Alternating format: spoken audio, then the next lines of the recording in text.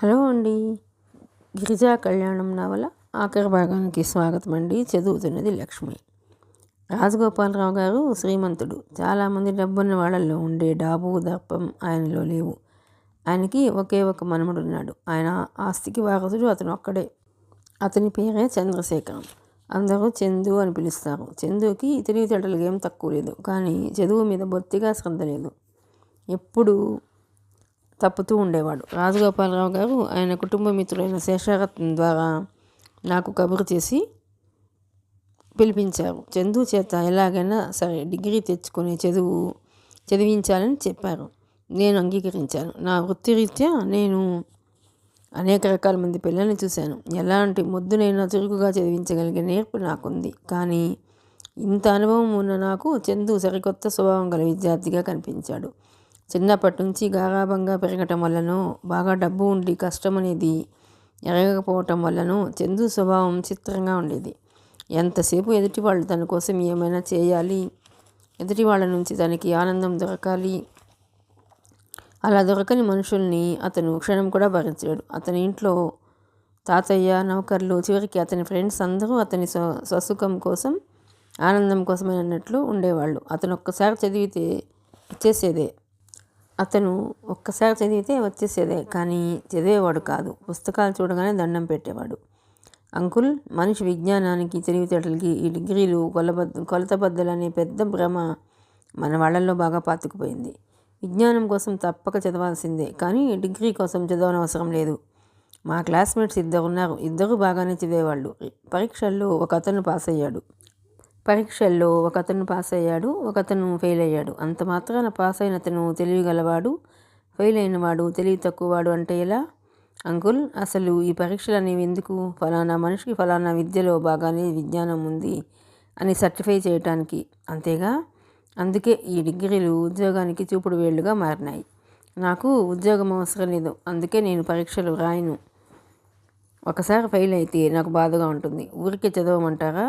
ఎంతైనా చదువుతాను. ఆ చదువులో నాకు ఆనందం, తృప్తి కలగాలి. నేను ఏదైనా నేర్చుకుంటే అది నా కోసంగా ఉండాలి. నేనే పని చేసినా అందులో నాకు ఆనందం లభించాలి. ఆనందం లభించని పనులు కూడా కొంతమంది చేస్తారు, కానీ వాళ్ళు మనుషులు కాదు, మగలనుకోండి. I pity them. నేను విభ్రాంతిగా చందు వైపు చూసేవాడిని. నేను ఇతనికి చదువు చెబుతానని వచ్చాను, కానీ చందుయే నాకు చదువు నేర్పేలా ఉన్నాడు. ఇతనిలో జీవితం పట్ల కొత్త రకమైన ఆలోచనలు ఉన్నాయి. అందరూ ఆలోచించే ధోరణికి ఇతని ధోరణి పూర్తిగా విభిన్నంగా ఉండేది. షేక్స్పియర్ డ్రామా గురించి చెబుతుంటే ఎన్ని గంటలైనా శ్రద్ధగా కదలకుండా కూర్చుని వినేవాడు. మనుమడిని పెద్ద డిగ్రీ హోల్డర్గా చేయాలని తాతగారి తాపత్రయం. రాజగోపాలరావు గారు చదువుకునేటప్పుడు కాలేజీలు అన్నింటిలో ఆయనే ఫస్ట్ను ఉండేవారట. ఆయన బిఏ గోల్డ్ మెడలిస్ట్, ఎంఏలో యూనివర్సిటీ ఫస్ట్. కానీ చందువుకి చదువులో తాతగారి నేర్పరితనం వచ్చిన ఆలోచన ధోరణి విభిన్నంగా ఉండటంతో అతనికి డిగ్రీ రావటం కష్టమయ్యేది. కాలేజీకి ఇష్టం ఉంటేనే వెళ్ళేవాడు, ఇష్టం లేకపోతే మానేసేవాడు. మనిషికి టైం గడిచిపోతుందని చెప్పడానికి గడియారం, కానీ పనులు గుర్తు చేయడానికి కాదు అనేవాడు. బయట వాతావరణం కాస్త మబ్బుగా ఉంటే చాలు, ఇక చచ్చినా నా దగ్గర పాఠాలకు కూర్చునేవాడు కాదు. ఇంత మంచి క్లైమేట్లో బయట తిరగకుండా ఈ బందీఖానాలో ఎందుకు కూర్చోవాలి? అలా బయట తిరిగి వద్దాం రండి అంకుల్ అనేవాడు. చందు తాతగారు ఎంత కేకలేసినా నన్ను అంకుల్ అనే పిలిచేవాడు. సార్ అనేవాడు కాదు. మనుమడికి డిగ్రీలు తెప్పించే భారం నా మీద పెట్టారు కాబట్టి నేను సుఖంగా నిశ్చింతగా ఉండి చందుకి ఏకాగ్రతతో చదువు నేర్పాలని రాజగోపాలరావు గారు నాకు అనేక వసతులు కల్పించారు. నాకు ఉండటానికి ఆ ఇంటి ఆవరణలోనే చిన్న ఇల్లు ఇచ్చారు. నాకు భోజనం, కాఫీ, టిఫిన్ అన్నీ ఆ ఇంటి మనిషి సాయం అన్ని వేళలా శ్రద్ధగా కనుక్కునేవాడు. నేను మెల్లమెల్లగా చందుని పరీక్షల వైపు లాగటానికి విశ్వ ప్రయత్నం చేస్తున్నాను. చందుకి డిగ్రీ తెప్పించడం నా బాధ్యత. రాజగోపాలరావు గారు నాకు ఇన్ని వసతులు కల్పించి డబ్బు ఇస్తున్నప్పుడు ఆ పని చేసి తీరాలి అనుకునేవాడిని. చందుకి నేనంటే కూడా గౌరవం ఏర్పడింది. పెద్దవాళ్ళంతా మీలాగా ఫ్రెండ్స్లా ప్రవర్తిస్తే మా చిన్నవాళ్ళకి మనసులో మాట దాచుకుని రహస్యంగా ప్రవర్తించాల్సిన కర్మే ఉండదు అనేవాడు. నాకు పెళ్లి కాలేదు, భార్య బిడ్డలు లేరు, కానీ మెడ్రాస్లో మరియం అనే ఒకే ఒక చెల్లెలు ఉంది. ఆ చెల్లెలు కూతురే రోజీ. మరియం కూడా కాలేజీలో లెక్చర్ చేస్తోంది. మరియం టైఫాయిడ్తో చనిపోయింది. బాగా సుస్థిగా ఉందని తెలిసి వెళ్ళాను. అప్పటికి మరియం చాలా క్షీణించిన దశలో ఉంది. నేను వెళ్ళిన రెండో రోజున పోయింది. నేను మరియం అంత్యక్రియలు ముగించాను.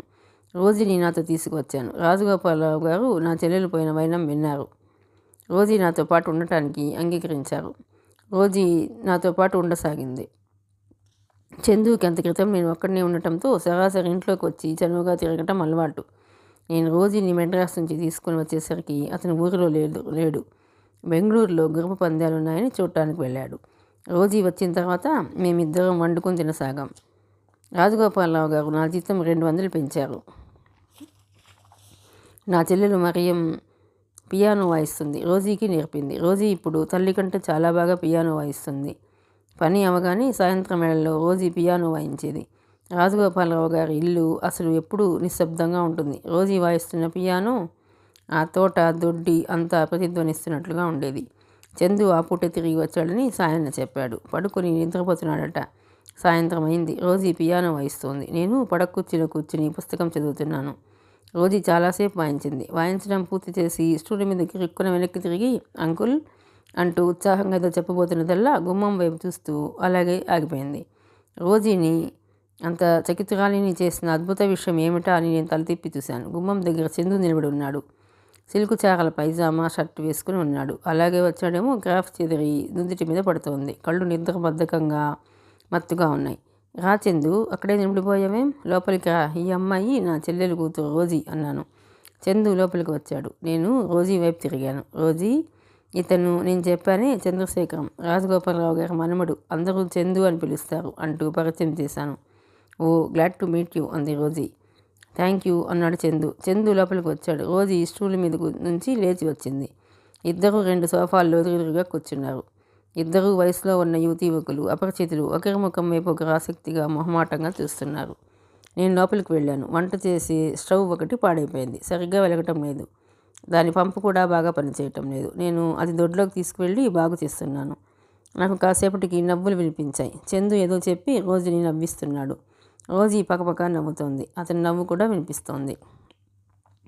నేను స్టవ్ బాగు చేసి చేతులు కడుక్కొని వచ్చాను. ఇద్దరూ బాగా కబుర్లలో పడ్డారు. రోజీ తన కాలేజీ సంగతులు చెబుతోంది. చందు ఆడపిల్లల స్వభావం గురించి చెబుతున్నాడు. ఇద్దరూ నవ్వుకుంటున్నారు. నేను అన్నాను, రోజీ స్టవ్ బాగైంది, టీ కలుపుతావా? రోజీ నన్ను చూడగానే గబానా లేచింది. ఓకే అంకుల్ అంది. అక్కడి నుంచి లోపలికి వెళ్ళటానికి 4 బాగల దూరం కూడా లేదు. అయినా ఆ కాస్త దూరంలోనే రోజీ 2 సార్లు వెనక్కి తిరిగి చందు వైపు చూసింది. చందు కూడా రోజీ వైపే చూస్తున్నాడు. సరే, వయసు, ఆకర్షణ, వెన్న, వేడి కరగటంలో అసహజం ఏమీ లేదు అనుకున్నాను లోపల నేను. ఆ రోజు చందు చాలాసేపు మాతోనే ఉన్నాడు. సాయన్న వచ్చి, తాతగారు భోజనానికి మీకోసం చూస్తున్నారు బాబు అన్నాడు. నేను ఇక్కడే భోజనం చేస్తున్నాను, తను తినేయమని చెప్పు అన్నాడు. ఇదేమిటి, చందుని నేను భోజనానికి పిలవనే లేదు అనుకుంటున్న నేను రోజీ వైపు చూశాను. రోజీకి నా అనుమానం అర్థమైనట్లుంది. అవునంకుల్, మీ శిష్యుడిని నేనే భోజనానికి ఉండమన్నాను అంది. తర్వాత ముగ్గురం కలిసి భోజనం చేశాం. ఆ ఇద్దరు ఒకటే కబుర్లు, ఒక్క మాట కూడా నాతో మాట్లాడలేదు. అసలు ఆ భోజనం బల్ల దగ్గర నేను అనేవాడిని ఒకడిని ఉన్నట్లు జ్ఞాపకం లేనట్లే ఇద్దరు కాలేజీల గురించి, సినిమాల గురించి మాట్లాడుకుంటున్నారు. భోజనాలు అయినాయి. చందు ఇంకా కూర్చునే ఉన్నాడు. నాకు విసుగు పుట్టింది. చందు, ఇక గుడ్ నైట్, 10 గంటలు దాటింది అన్నాను. చందు నా వైపు ఓరగా చూశాడు. ఇక గత్యంతరం లేనట్టుగా లేచాడు. Okay, good night. రోజీ వైపు చూస్తూ చేయి చాచాడు. Good night. రోజీ కల్లోలా చూస్తూ ఉంది. రోజీ గొంతుకే మారిపోయింది. అతి సుందరమైన దృశ్యం చూస్తున్న మనుషుల ఆనందంగా, పరవశంగా, పరధ్యాసగా ఉంది. కలిసిన ఆ ఇద్దరి చేతులు ఎంతకీ విడిపడవు. ఓకే, గుడ్ నైట్ అన్నాను. ఈ చందు రోజీ చేయి వదిలేశాడు. గుడ్ నైట్ అంకుల్ అనేసి వెళ్ళాడు. రోజీ అతని వెనకే పంపటానికి గుమ్మం వరకు వెళ్ళింది. అతను మళ్ళీ గుడ్ నైట్ అన్నాడు. గుడ్ నైట్ అంది రోజీ. వీళ్ళు ఎన్నిసార్లు చెప్పుకుంటారు అని విసుగ్గా అనుకున్నాను. ఓకే, వెళుతున్నాను. Wish you very very sweet dreams అన్నాడు Chandu. Wish you a very very sleepless night అంది రోజీ. వాట్ అతను అని వెంటనే బిగ్గరగా నవ్వాడు. రోజీ కూడా నవ్వింది. నాకు చచ్చినంత భయం వేసింది. పొద్దుపోయింది, వీళ్ళు ఇలా నవ్వుతున్నారు. రాజగోపాలరావు గారు వింటే ఏమనుకుంటారోనని హడలిపోతున్నాను. ఈరోజు ఆ గుమ్మం వదిలి ఎంతసేపటికి రాదే. అబ్బా, బెందెన ఎంత బాగుంది కదూ అన్నాడు చందు. చాలా బాగుంది, కొత్తగా కనిపిస్తోంది వాళ్ళ అంది రోజీ. నా పిండాకూడలా ఉంది అంటూ నేను పళ్ళు కొరుక్కున్నాను. నాకు ఒళ్ళు మండిపోతోంది. రోజీ, ఇక రా అన్నాను. వస్తుందా అంకుల్? ఓకే, గుడ్ నైట్ అంది. గుడ్ నైట్ అన్నాడు అతను. ఇప్పటికీ 6 సారో 7సారో అనుకున్నాను. రోజీ తలుపు వేసి వచ్చింది. వెళ్ళి పడుకుంది. పడుకునే ముందు చందు గదివైపుకున్న కిటికీ తలుపు తెరిచింది. నేను మంచం మీద పడుకుని చూస్తూనే ఉన్నాను. కొద్దిసేపటికి చందు గదిలో లైట్ వెలిగింది. కిటికీ తలుపు కూడా తెరుచుకుంది. అమ్మో, జాగ్రత్తగా ఉండాలి అనుకున్నాను నేను. ఆ రోజు నుంచి చదువు విషయం పూర్తిగా వదిలేశాడు. ఎప్పుడైనా నేను మందలిస్తే, అంకుల్ ఈసారికి పరీక్ష రాయకపోతే ఏమవుతుంది? నా జీవితం ఏమీ ఆగిపోదుగా, డిగ్రీ కోసమేగా. అబ్బా, ఇంకా నాకు కనీసం 56 సంవత్సరాల వయసు అయినా ఉంటుంది. ఎప్పుడో ఒకసారి ఆ డిగ్రీ సంపాదించకపోలేను. రోజీ ఎక్కడ అనేవాడు. చదువు వైపు కాస్తో కూస్తూ అతనికి ఏర్పడుతున్న ఏకాగ్రత రూపు లేకుండా పోయింది. ఒకసారి నేను బజారు వెళ్ళి వచ్చేసరికి చందు, రోజీ ఇద్దరు ఇంట్లో ఉన్నారు. చందు పియానో ఎదురుగా ఉన్న స్టూల్ మీద కూర్చుని ఉన్నాడు. రోజీ అతనికి పియానో ఎలా వాయించాలో నేర్పుతోంది. అతని చేతులు పట్టుకుని వేళ్లతో పియానో మెట్లు నొక్కిస్తోంది. నేను వచ్చేసరికి నన్ను చూసి ఆ చేతులు వదిలేసింది. చందు నా వైపు తిరుగుతూ హుషారుగా అన్నాడు, అంకుల్, ఈరోజు నేను రోజీ ఒక నిర్ణయానికి వచ్చాం. ఏమని? రోజీ నాకు పియానో వాయించడం నేర్పుతుంది. నేను రోజీకి కార్ డ్రైవింగ్ నేర్పుతాను. ఎవరు విద్యలో త్వరగా ఉత్తీర్ణులవుతారో మేం బెట్ కట్టుకున్నాం అన్నాడు. నేను ఆ మాట వినగానే మనసులో సరే రెండు విద్యలే అనుకున్నాను. నేను ఆ రోజు రోజీతో చెప్పేశాను. రోజీ, గోపాలరావు గారు దయార్ద్ర హృదయులు, అతి మంచివారు. నన్ను నమ్మి ఇల్లు ఇచ్చారు. ఆయనకి ఏదైనా బాధ కలిగించేలా మనం ప్రవర్తించకూడదు. ఇప్పుడేమైంది అంకుల్ అంది. ఏమీ కాలేదు. నువ్వు తెలివిగల దానివి, చదువుకున్న దానివి, నీకు తెలియని పరిస్థితులు ఏమీ లేవు. నువ్వు చందుతో మరీ ఎక్కువ చనువు పెంచుకోకు అన్నాను. ఈ మాట వినగానే రోజీ ముఖంలో నవ్వు ఎగిరిపోయింది. అలాగే అంకుల్ అంది. కానీ అది ఈ క్షణంలోనే మర్చిపోయినట్లుంది. చందు పట్ల ప్రవర్తనలో కాస్త కూడా మార్పు రాలేదు. రోజీ మామూలుగా నాతో పాటు చర్చికి ఎప్పుడూ వచ్చేది. ఇప్పుడు ఏదో వంకతో రాకుండా ఇంటి దగ్గరే ఉంటుంది. ఒకసారి నేను ఒక స్నేహితుడి దగ్గరికి వెళ్ళాను. నేను తిరిగి వచ్చేసరికి తలుపులు తీసే ఉన్నాయి. ఎక్కడి నుంచో మాటలు వస్తున్నాయి. నేను పడగదిలోకి వెళ్ళి చూశాను. అక్కడ ఎవరూ లేరు. నేను ఆ మాటలు వినిపిస్తున్న వైపు వెళ్ళాను. చందు బాత్రూమ్ తలుపుగా అనుకుని ఇంగ్లీష్ పద్యం చదువుతున్నాడు. రోజీ లోపల స్నానం చేస్తున్నట్టుంది. అది వింటూ కిలికిలా నవ్వుతోంది. అతను పద్యం భావయుక్తంగా ఎడమ చేయి తిప్పుతూ గదిలో అటు ఇటు తిరుగుతూ చదువుతున్నాడు. వండర్ఫుల్, వన్స్ మోర్ ప్లీజ్ అంటోంది రోజీ. అతను ఆ వాక్యాలు మళ్ళీ చదివాడు. నాకు వళ్ళు మండిపోయింది. స్నానం చేసి వచ్చే వరకు ఆగలేరా ఇద్దరు? అప్పుడే చదవాలా? నేను ముఖం మార్చుకున్నాను. నేను ఎంత ముఖం మార్చుకున్నా ఏం లాభం లేకపోతుంది. ఆ వయసు తొందర అలాంటిది కాబోలు. ఆ ఆకర్షణ, వ్యామోహం అలా ఇనుము అయస్కాంతలను ఒకరివైపు ఒకరిని లాగిస్తుందేమో. అదేమిటో కానీ ఈ వయసు పొంగులో, ప్రేమ వ్యామోహంలో పడిన వాళ్ళు సరిగ్గా కూర్చోరు, నిలబడరు. ఒకరి ఒళ్ళో ఒకరు తల పెట్టుకును, ఒకరి భుజం మీద మరొకరు తల ఆనించో, ఒకరి వీపుకి ఇంకొకరు వీపు పెట్టి నిలబడు, ఎల్లవెళ్ళ అతి సన్నిహితంగా శారీరకంగా అంటుకుపోతున్నట్లు ప్రవర్తిస్తారు కదా. రోజీ అతనికి పియానో నేర్పటం ఏమో కానీ అతను మాత్రం కార్ డ్రైవింగ్ అంటూ సాయంత్రం వేళలా రోజీని లాక్కుపోతూనే ఉన్నాడు. తిరిగి వచ్చేసరికి ఇద్దరి ముఖాలు ఆనంద ఉద్రేకాలతో వెలిగిపోతూ ఉంటాయి. ఒక రాత్రి నేను నిద్రలో దాహం వేసి లేచాను. మంచినీళ్ల కోసం వెళ్ళబోతున్నాను. హఠాత్తుగా ఆగిపోయాను. నా గుండెలు దడదడలాడినాయి. ఎదురుగా మంచం మీద రోజీ లేదు. నేను వీధి వాకిలి వైపు చూశాను. ఆ తలుపులు దగ్గరికి చేరవేస్తున్నాయి. నేను లైట్ వేయకుండానే ఆ తలుపులు తెరిచి బయటకు వచ్చి నా వెనక తలుపు మూసేశాను. దూరంగా గ్లాస్ హౌస్ దగ్గర ఇద్దరు రేఖామాత్రంగా కనిపించారు. హతోస్మి. నేను చూడలేక వెనక్కి తిరిగి వచ్చేశాను. ఎంత వద్దనుకున్న రోజీ చందు బిగి కౌగిల్లో నా దృశ్యమే గుర్తుకు వస్తుంది. నేను తిరిగి వచ్చి మంచం మీద పడుకున్నాను. నేను ఆలోచనలో పడ్డాను. వ్యవహారం చాలా దూరం వెళ్ళింది. ఇలా చూస్తూ ఉంటే ఇంకా చాలా దూరం వెళుతుంది. దీన్ని ఆపడానికి ఏం చేయాలి? రేపు సరాసరి రాజగోపాలరావు గారికి చెప్పేస్తే ఆయన ఏమైనా తిడతారేమో. చిచి, ఈ ఇంట్లో పరువుగా బ్రతికి ఆయన చేత తిట్లు పెట్టమా? పోనీ రోజీని ఎక్కడికైనా పంపించి వేస్తే? లాభం లేదు. రోజీ వెళ్ళదు. మొన్న క్రిస్మస్కి వాళ్ళ అత్త కూతురు దగ్గరికి వెళ్ళమంటేనే వెళ్ళనింది. బీఈడీ ట్రైనింగ్లో చేరటానికి సీటు వస్తే ఆ రోజు ఏం మాట్లాడలేదు. అంకుల్, నేను ఆలోచించి చెబుతానుంది. మర్నాడు నేను వెళ్ళదలుచుకోలేదు అని చెప్పేసింది. ఆ ఆలోచన ఎవరితోనో నాకు బాగా తెలిసింది. రోజీ చందుల విషయం రాజగోపాలరావు గారికి చెప్పే కంటే ఈ ఇంటి నుంచి వెళ్ళిపోవటమే మంచిది. నా జీవితంలో నేను అందరికీ ఇంతవరకు మేలే చేశాను కానీ కీడు ఎవరికి చేయలేదు. నా వల్ల ఆయనకి ఏమాత్రం బాధ కలగకూడదు. ఆ ఇంట్లోంచి వెళ్ళిపోవాలని నేను ముందుగా రోజీకి చెప్పదలుచుకోలేదు. వేరే ఇల్లు చూశాను. రాజగోపాలరావుకి చెప్పాను. ఆయన తెల్లబోయారు. ఇదేమిటి, ఎందుకు ఇలా చేశారు, అసలు ఏమైంది అంటూ ఆరా తీశారు. సార్, చందు చదవటం లేదు. నేను ఎన్నాళ్ళని మీ సొమ్ము ఊరికే తినను. ఇదివరకు కాస్తైనా నాకు చందు చదువుతాడని ఆశ ఉండేది. ఇప్పుడు పూర్తిగా పోయింది. మీరు కూడా ఆశ వదులుకోవడం మంచిదని నా సలహా అన్నాడు. నా సలహా అన్నాను. రాజగోపాలరావు గారు మాట్లాడలేదు. ఇల్లు మారటం గురించి నాకు ఖచ్చితమైన అభిప్రాయం విన్న తర్వాత ఆయన ఇక ఎక్కువగా తర్కించలేదు. నేను ఆ రోజు ఇల్లు మారాలి అనేసరికి రోజీ ముఖం మెలమెలాపోయింది. అదేమిటి అంకుల్, ఎందుకని అంది. నేను ఇక్కడికి చందుకి చదువు చెప్పడానికి వచ్చాను. ఆ పని కాలేదు, కాదని కూడా తెలిసిపోయింది. ఇంకెందుకు ఉండటం, నువ్వు త్వరగా సామాన్లు సర్దుకో అని ఆజ్ఞాపించాను. రోజీ లోపలికి వెళ్ళింది. అరగంట అయింది. రోజీ సామాన్లు సర్దుతున్న చప్పుడేమీ నాకు వినిపించలేదు. నేను గదిలోకి తొంగి చూశాను. రోజీ మంచం మీద కూర్చొని ఉంది. కళ్ళ నుంచి నీళ్లు దారలు కడుతున్నాయి. రోజీ అని పిలిచాను. రోజీ ఉలిక్కి పడ్డట్టుగా లేచింది. ఏడుస్తున్నావా, ఎందుకు అన్నాను. లేదంకుల్, లేదు, మమ్మీ గుర్తుకు వచ్చింది అంతే, కళ్ళు తుడుచుకుంటూ అంది. మమ్మీ గుర్తుకు వచ్చిందా? అయితే విను. మమ్మీ అంటే నీకు గౌరవం కానీ అభిమానం కానీ ఉన్నాయా? అదేమిటి అంకుల్?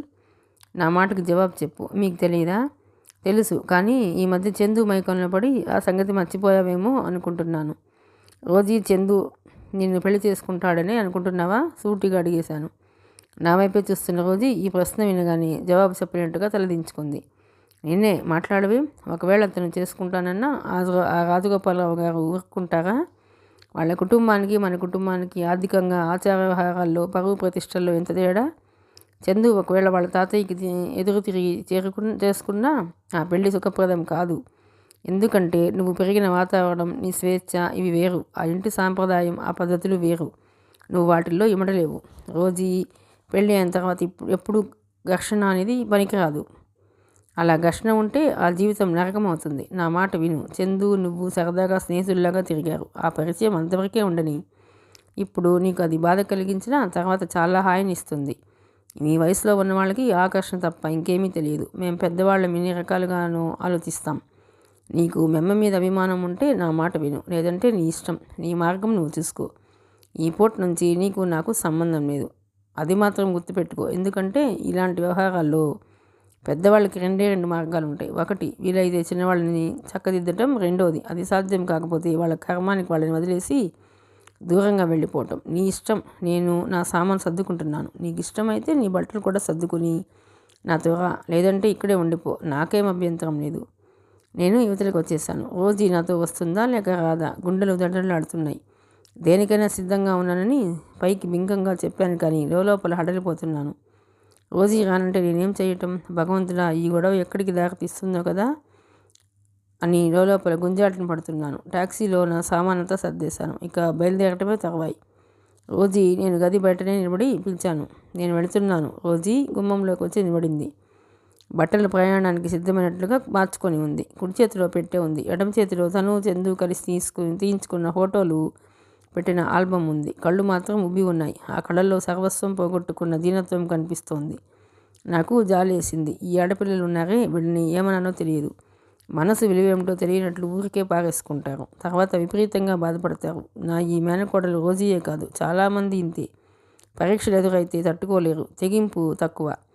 ఏదైనా రోజీ నాతో బయలుదేరినందుకు నాకు చాలా సంతోషం అనిపించింది. గుడ్ గర్ల్ అంటూ రోజీ భుజాల చుట్టూ చేయి వేసి ట్యాక్సీ దగ్గరికి నడిపించాను. దూరంగా వరండాలో నిలబడిన రాజగోపాలరావు గారు కనిపించారు. ఆయన కారు ఇస్తానని అంటే నేనే వద్దన్నాను. ఆ డ్రైవర్కి నేను ఉన్న ఇల్లు తెలిసిపోతుందని భయం. ఆయనకి నమస్కారం చెప్పి వీడ్కోలు తీసుకువచ్చేసాను. మేము కొత్త ఇంటికి మారాం. 2 రోజుల తర్వాత ఆ సాయంత్రం నేను కూరలు తీసుకురావడానికి మార్కెట్లోకి వెళ్ళాను.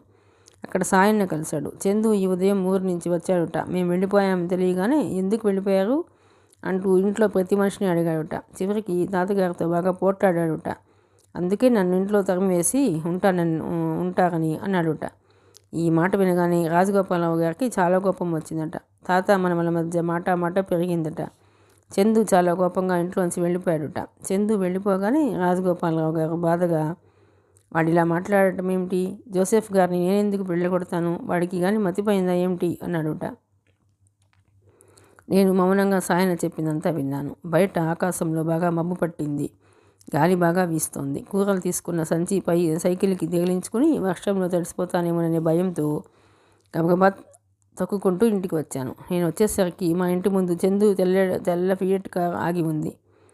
నేను సైకిల్ స్టాండ్ వేసి కూరల సంచి తీసుకుని లోపలికి వచ్చాను. లోపల చందు కూర్చొని ఉన్నాడు. అతని ఒడిలో రోజీ ఉంది. రోజీ చేతులు చందు మెడ చుట్టూ పనివేస్తున్నాయి. రోజీ అతని భుజం మీద ముఖం దాచుకుని ఉంది. అతని జుట్టు సగచేస్తూ చెంపల్ని నిమురుతున్నాడు. నేను దగ్గాను. తీరిగ్గా చెప్పులు వదిలాను. చేతిలో గొడుగును వరండాలో మేకుకి తగిలించాను. నేను మళ్ళీ గుమ్మంలో నుంచి లోపలికి అడుగు పెట్టేసరికి చందు ఒక్కడే సోఫాలో కూర్చుని ఉన్నాడు. రోజీ దూరంగా మరో సోఫాను అనుకుని నిలబడి ఉంది. నన్ను చూడగానే చందు సోఫాలో నుంచి లేచాడు. హలో అంకుల్, గుడ్ ఈవినింగ్ అన్నాడు. గుడ్ ఈవినింగ్, నేను కూడా విష్ చేశాను. కూరల సంచి రోజీ చేతికి ఇచ్చాను. రోజీ అది తీసుకువెళ్ళి లోపల పెట్టి క్షణంలో తిరిగి వచ్చింది. చందు బాగా చిత్తుగా తాగి ఉన్నాడు. సరిగ్గా నిలబడలేకపోతున్నాడు. నన్ను చూస్తూ అన్నాడు, అంకుల్, నేను రోజీని తీసుకెళ్ళటానికి వచ్చాను, ముద్ద మాటతో చెప్పాడు. తీసుకువెళతావా? ఎక్కడికి అన్నాను. ఎక్కడికైతే మీకెందుకు, నాతో తీసుకువెడుతున్నాను. నాకు అవసరం లేకపోయినా నువ్వు ఎక్కడికి తీసుకెళ్తున్నావో కనీసం రోజీకైనా తెలియాలి కదా. ఏం రోజీ, నీకు తెలుసా? నీకు తెలిస్తే నాకు చెప్పకపోయినా పర్వాలేదు. రోజీ తలదించుకుని తప్ప సమాధానం చెప్పలేదు. ఏం రోజీ, మాట్లాడవేం?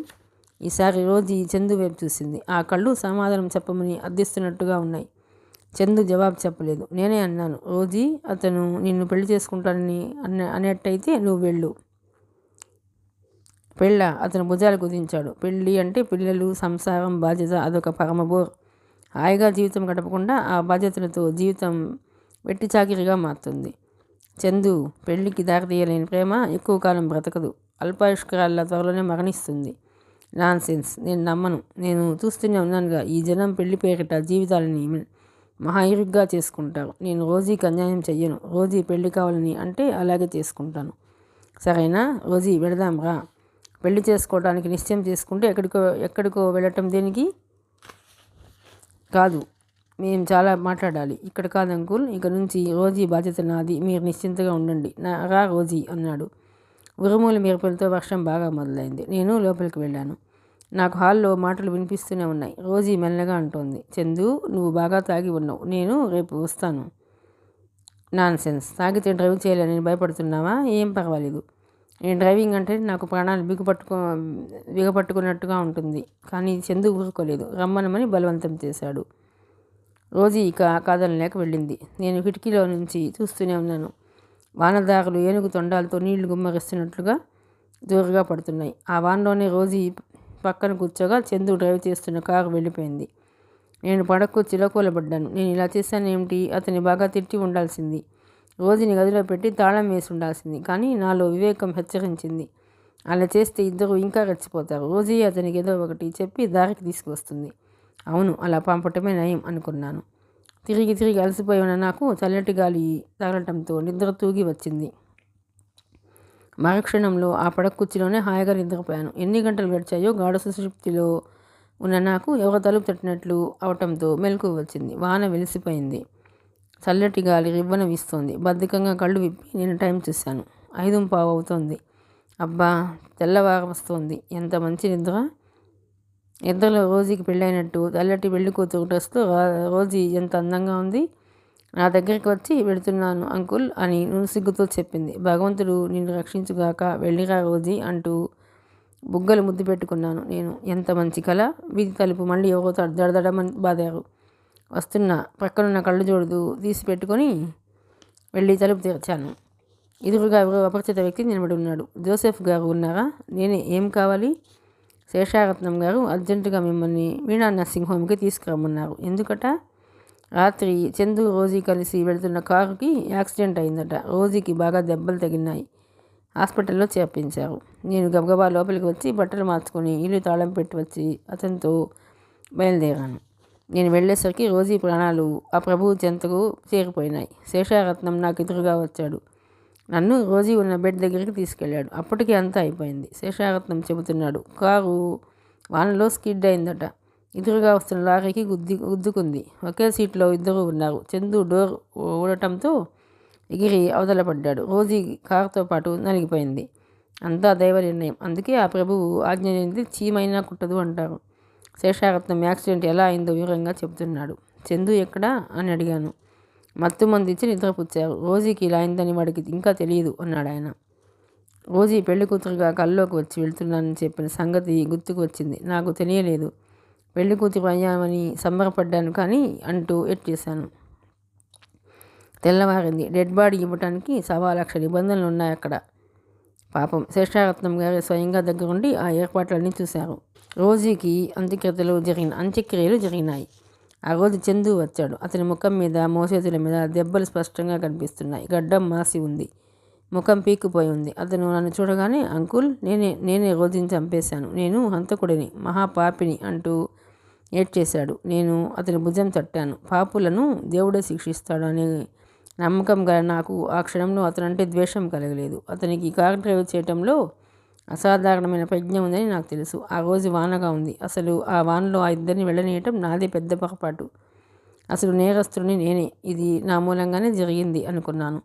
రోజీ పోయిందనే వార్త తెలియగానే బంధువులు కొంతమంది వచ్చారు. వాళ్ళు చందు డబ్బు గలవాడు అని వినగానే కేసు పెట్టమని కొంత డబ్బు తీసుకుని రోజీ పేరిట ఏదైనా దానం చేయమని నన్ను మరీ మరీ పోరాడారు. కానీ నేను వినలేదు. అంతా ఆ దయామయుని లీల. చందు నిజంగా తప్పే కనుక చేసి ఉంటే భగవంతుడు తప్పక శిక్షిస్తాడు అన్నాను. వాళ్ళకి నా మాటలు రుచించలేదు. నన్ను చేతకాని వాడినని తిట్టి వెళ్ళిపోయారు. తర్వాత చందు తరచుగా నా దగ్గరికి వచ్చేవాడు. గంటల తరబడి కూర్చునేవాడు. ఆల్బమ్ తిరిగేసేవాడు. ఒక్కోసారి పియానో మీద రోజీ వాయించే పాట వాయించడానికి ప్రయత్నించేవాడు. ఒకసారి అన్నాడు, అంకుల్, నేను వేసుకున్న శిక్ష ఏమిటో తెలుసా? ఏమిటి? జీవితంలో ఇంకెప్పుడు మళ్ళీ ఇంకే ఆడపిల్లలకి చోటు ఇవ్వను. నేను నవ్వాను. ఈ జీవితంలో ఎప్పుడు ఏం జరుగుతుందో మనకేం తెలుసు? మనం ఏవేవో నిర్ణయాలు తీసుకుంటూ ఉంటాం. తర్వాత కెరటాల్లో ఏవో సమస్యలు ఎదురవుతాయి. ఆ కెరటాలు వచ్చి మన నిర్ణయాలు ఊపు లేకుండా తుడిచిపెట్టి ఎత్తుకుపోతాయి. చందు ఇప్పుడు అనుకుంటున్నాడు, రోజీ మీద ఉన్న ప్రేమ అలా అనిపిస్తోంది. 4 రోజులు పోతే అతనే మర్చిపోతాడు. చందు రాజగోపాలరావు గారి ఏకైక మనవడు. ఎంతమంది ఆడపిల్లల కళ్ళు అతని మీద ఉన్నాయో. ఆ తర్వాత 2 నెలలకే నాకు పక్షవాతం వచ్చింది. చాలా తక్కువగా రావడంతో త్వరలోనే మళ్ళీ కోలుకున్నాను. ఇక్కడ ఈ వరంగల్లో ఉంటున్న నా స్నేహితుడి కొడుకు వచ్చి ఒంటరిగా ఉండవద్దని చెప్పి బలవంతంగా తీసుకువచ్చాడు. చందు నాకు ఉత్తరాలు రాస్తూనే ఉండేవాడు. నేను ఈ ఊరు వచ్చినప్పటి నుంచి అతను ప్రతి నెల 200 రూపాయలు మనీ ఆర్డర్ చేస్తూనే ఉన్నాడు. వద్దని వ్రాసిన వినలేదు, ఆపలేదు. అది జరిగిన సంగతి అంటూ జోసెఫ్ చెప్పటం ముగించాడు. ఆయన చెప్పటం ముగించేసరికి పారిజాతం కళ్ళ నుంచి నీళ్లు దారలు పడుతున్నాయి. గిరిజ వచ్చింది. మరి ఇదంతా రాజగోపాలరావు గారికి తెలియదా అని అడిగింది. తెలుసో లేదో నాకు తెలియదు, కానీ ఆయన రోజీ పోయినప్పుడు కానీ తర్వాత కానీ కనీసం నన్ను చూడటానికైనా రాలేదు. ఇంతలో వాకిట్లో పోస్ట్ అన్న కేక వినిపించింది. జోసెఫ్ లేచి వెళ్ళాడు. పోస్ట్ మ్యాన్ మనీ ఆర్డర్ తెచ్చాడు. ఆయన సంతకం పెట్టి డబ్బు తీసుకొని వచ్చాడు. నేను చెప్పలేదు, ఇదిగో 200. ప్రతిసారి నెలలో మొదటి వారం అవుతుండగా వచ్చేది. ఇప్పుడు ముందే వచ్చేసింది. ఇది ఏనాటి రుణమో నాకు తెలియదు అన్నాడు. గిరిజ వెళ్ళటానికి లేచింది. ఆల్బంలో నుంచి చందు పియానో వాయిస్తుండగా రోజీ దాన్ని ఆనుకుని ఉన్న ఫోటో ఒకటి తీసుకుంది. అంకుల్, రోజీ జ్ఞాపకంగా ఇది తీసుకుంటున్నాను అంది. తీసుకో అమ్మా అన్నారు ఆయన. గిరిజ ఆ ఫోటో బ్యాగ్లో వేసుకుంది. వస్తాం అంకుల్, సెలవు తీసుకుంటూ ఉంది. ఇద్దరు బయటకు వచ్చారు. పారిజాతం ముక్కు ఎగబిలుస్తోంది. పాపం కదా, ఆ అమ్మాయి బ్రతికి ఉంటే మీ ఆయన నిన్ను చేసుకునేవాడు కాదేమో గిరిజ. ఆ అమ్మాయి నీకోసమే చచ్చిపోయిందేమో. అదేం మాట అంది గిరిజ. ఏమిటో నాకు అలాగే అనిపిస్తోంది అంది పారిజాతం.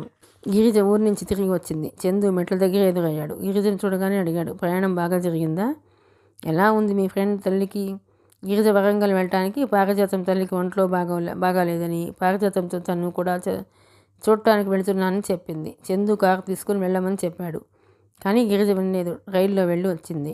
అతను భోజనం చేస్తుండగా చెప్పాడు, గిరిజ, 8వ తేదీ కంపెనీ వార్షికోత్సవం ఉంది. ప్రతి సంవత్సరం పెద్ద పెట్టున అదొక పండుగలా చేయటం అలవాటుట. మేనేజర్ చెప్పాడు. గిరిజ విని ఊరుకుంది. ఈసారి నా ఆధ్వర్యంలో మొదటిసారి కాబట్టి ఇంకా ఘనంగా జరగాలని చెప్పాను. గిరిజ మాట్లాడలేదు, మౌనంగా ఉండిపోయింది. లోపల అతను ఇలా కంపెనీ విషయాల్లో శ్రద్ధ వహించడం సంతోషంగా అనిపించింది. రాజగోపాలరావు గారు ఏది చూడాలని ప్రతి ఉండగా తలపించారో అది ఇప్పుడు జరుగుతోంది. చందు ఎంత బలవంతంగా ఇష్టంగా కంపెనీ వ్యవహారాలు చూడటం ప్రారంభించాడో ఇప్పుడు వాటి పట్ల అంత ఆసక్తి పెరుగుతోంది. వర్కర్ల కష్ట సుఖాలు స్వయంగా వింటూ వాటి కోసం తను ప్రయత్నిస్తున్నాడు. నిన్ననే సాయన చెప్పాడు. ఒక అతను కళ్ళు తిరిగి పడిపోతే అతని వెంటనే హాస్పిటల్కి పంపించాడుట. వారం రోజుల వరకు రావద్దని చెప్పాడట. తను స్వయంగా వెళ్ళి అతన్ని చూసి వచ్చాడుట. చిన్నబాబు వర్కర్ని ఎంత బాగా చూస్తున్నాడో అని అందరూ ఎంతో సంతోషించారుట. గిరిజ వచ్చింది. ఏ విషయానికైనా శ్రమపడితే ఇలా ఫలితం కనిపిస్తే ఎంతో సంతోషం కలుగుతుంది. గిరిజ ఈ మధ్య తరచుగా ఆలోచన పడుతుంది. మాటికి రోజీ విషయం గుర్తుకొస్తుంది. ఒక్కోసారి రోజీతో అతని అనుబంధం గుర్తుకొస్తే ఈర్ష్య అనిపిస్తుంది. అతను పెళ్లి చేసుకోవటానికి అదొక కారణమేమో అని అనుమానం కలుగుతుంది. మళ్ళీ అంతలోని అతను పెళ్లి అనటానికి అదొక కారణమేమో అని అనుమానం కలుగుతుంది. మళ్ళీ అంతలోనే నయం కదూ, అసలు ప్రేమంటే ఏమిటో తెలియని పాషాణ హృదయం అనుకున్నాను అనిపించేది. రోజీ విషయంలో ఈష్టగా అనిపించినా మళ్ళీ సంతృప్తి కూడా ఉండేది. అతను మాటకి నిలబడటం చూస్తే గౌరవంగా, అభిమానంగా అనిపించింది. చందు ఆధ్వర్యంలో కంపెనీ వార్షికోత్సవాలు బాగా ఘనంగా జరిగాయి. శేషారత్నం డాక్టర్ గారు కూడా వచ్చారు. ఫంక్షన్ పూర్తి అవగానే శేషారత్నం చందు భుజం తడుతూ అన్నాడు, చందు బేష్, ఆ తాతగారికి తగిన మనమడిని అనిపించుకున్నావు. నువ్వింత బాధ్యతాయుతంగా ప్రవర్తిస్తావని, అన్ని విషయాలు ఇలా స్వయంగా చూసుకుంటావని నేను అనుకోలేదు సుమా. ఇప్పుడు నిజంగా మీ తాతయ్య ఆత్మకి శాంతి. సోమరిపోత్తనంతో కేవలం శారీరకమైన సుఖమే ఉంది. ఇలా పనిచేయటంలో మానసికమైన ఆనందం చాలా ఉంది. అది ఇంతకాలం నాకు తెలియలేదు అంకుల్ అన్నాడు చందు నవ్వుతూ. శేషారత్నం గిరిజ వైపు తిరిగాడు. ఏమ్మా గిరిజ, ఆడపిల్లంటే నీలాగా ఉండాలి. భర్తని ఎంత బాగా మార్చుకున్నావు. నేను మొదటి నుంచి రాజగోపాలరావు గారితో మొత్తుకుంటూనే ఉన్నాను, చందులో సామర్థ్యం ఉంది కానీ అది ఉపయోగానికి రావటం లేదు అని. దూరంగా చందు వర్కర్స్తో కలిసి నిలబడి ఏదో మాట్లాడుతున్నాడు. అతను అలా వాళ్ళల్లో కలవటం చూస్తే ఎంతో ముచ్చటగా ఉంది. శేషారత్నం ప్రశంసలు వినగానే గిరిజ కళ్ళు హఠాత్తుగా చెమర్చాయి. డాక్టర్ గారు అన్నారు, చూసావా ఆ రోజు అంత దెబ్బలాడుకున్నారు, ఇప్పుడు మీరిద్దరూ చూడముచ్చటం జంటగా ఎలా ఉన్నారో. ఈ అభిప్రాయ భేదాలు అనేవి ఉన్నాయే, ఇవి నిప్పు కణికలు లాంటివి. మనం చల్లారిస్తే చల్లారిపోతాయి, ఇంకా విసిరితే రాజుకుని మరీ మండుతాయి. ఇంతలో చందు అక్కడికి రానే వచ్చాడు. శేషారత్నం నవ్వుతూ అన్నాడు, ఏరా చందు, మీకు నేను పెట్టిన 3 నెలల గడువు రేపటితో పూర్తి అయిపోతుంది. ఏమిటి, కలిసి ఉంటారా, డైవోర్స్కి అప్లై చేస్తారా? ఆ మాట వినగానే చందు తుండిపడ్డట్టుగా గిరిజ వైపు చూశాడు. గిరిజ కూడా అతని వైపు చూస్తోంది. క్షణమాగి చందు అన్నాడు, అది గిరిజ ఇష్టం, తనే నిర్ణయించుకోవాలి అన్నాడు. రేపటి వరకు ఇంకా గడువు ఉంది కదా. పరధ్యానంగా చూస్తోంది గిరిజ. రేపటి వరకు కాదు తల్లి, జీవితాంతం గడువు ఉంది. నువ్వు ఎప్పుడు మనసు మార్చుకుంటే అప్పుడు అనుకో. కానీ ఒకటి మాత్రం నిజం, ఇప్పుడు మీ ఇద్దరిని చూస్తుంటే ఇంత చూడముచ్చటైన జంట ఇంకెక్కడా కనిపించదు సుమా అన్నట్లుంది. మీ ఇద్దరు ఇలా అన్యోన్యంగా ఒకరినొకరు ప్రతి విషయానికి సంప్రదించుకుంటూ ఉంటే మాకు చాలా హాయిగా ఉంది. మీరు అలా పోట్లాడుకునేవారంటే ఇప్పుడు ఇక్కడ మిమ్మల్ని చూసిన ఎవ్వరూ నమ్మరు. గిరిజ చూపులు కిందకి వెళ్ళినాయి. Thank you uncle. చందు శేషారత్నాన్ని డాక్టర్ గారిని చేయపట్టి ఊపాడు. మీ అండ లేకపోతే నేను మాత్రం ఏ పని చేయలేకపోయేవాడిని. మాలాంటి చిన్నవాళ్ళు ఎవరైనా బాధ్యత లేకుండా ప్రవర్తిస్తే స్నేహపూర్వకంగా చక్కదిద్దేటందుకు మీలాంటి పెద్దవారు కూడా ఉండాలి అన్నాడు. నేనేం చేశానురా, నాదేముంది?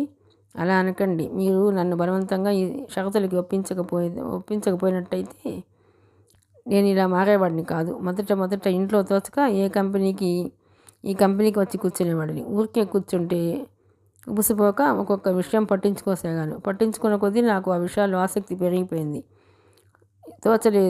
తోచలేదు అనే మాటే నా జీవితంలో నుంచి ఎగిరిపోయింది. ఒంటరితనపు రూపు లేకుండా మాయమైంది.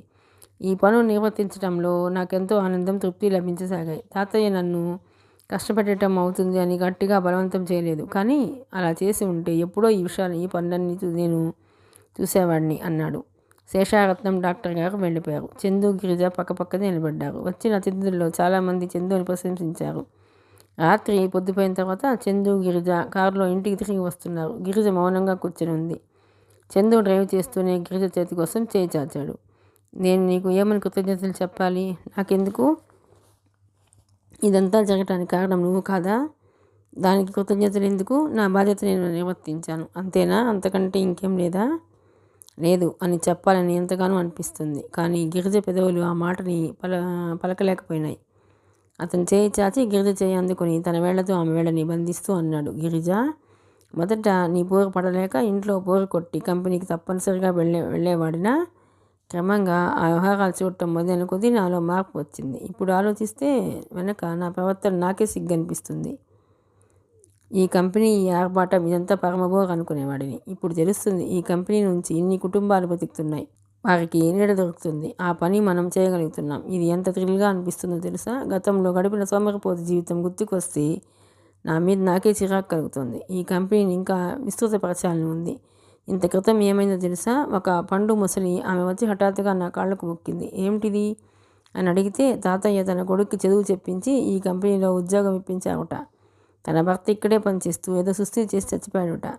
అతను పోయాడు కదా అని తాతయ్య ఆ కుటుంబాన్ని నిర్లక్ష్యం చేయలేదు. ఆమె తమ్ముడికి ఈ కంపెనీలో ఉద్యోగం ఇప్పించి ఆదుకున్నాడు.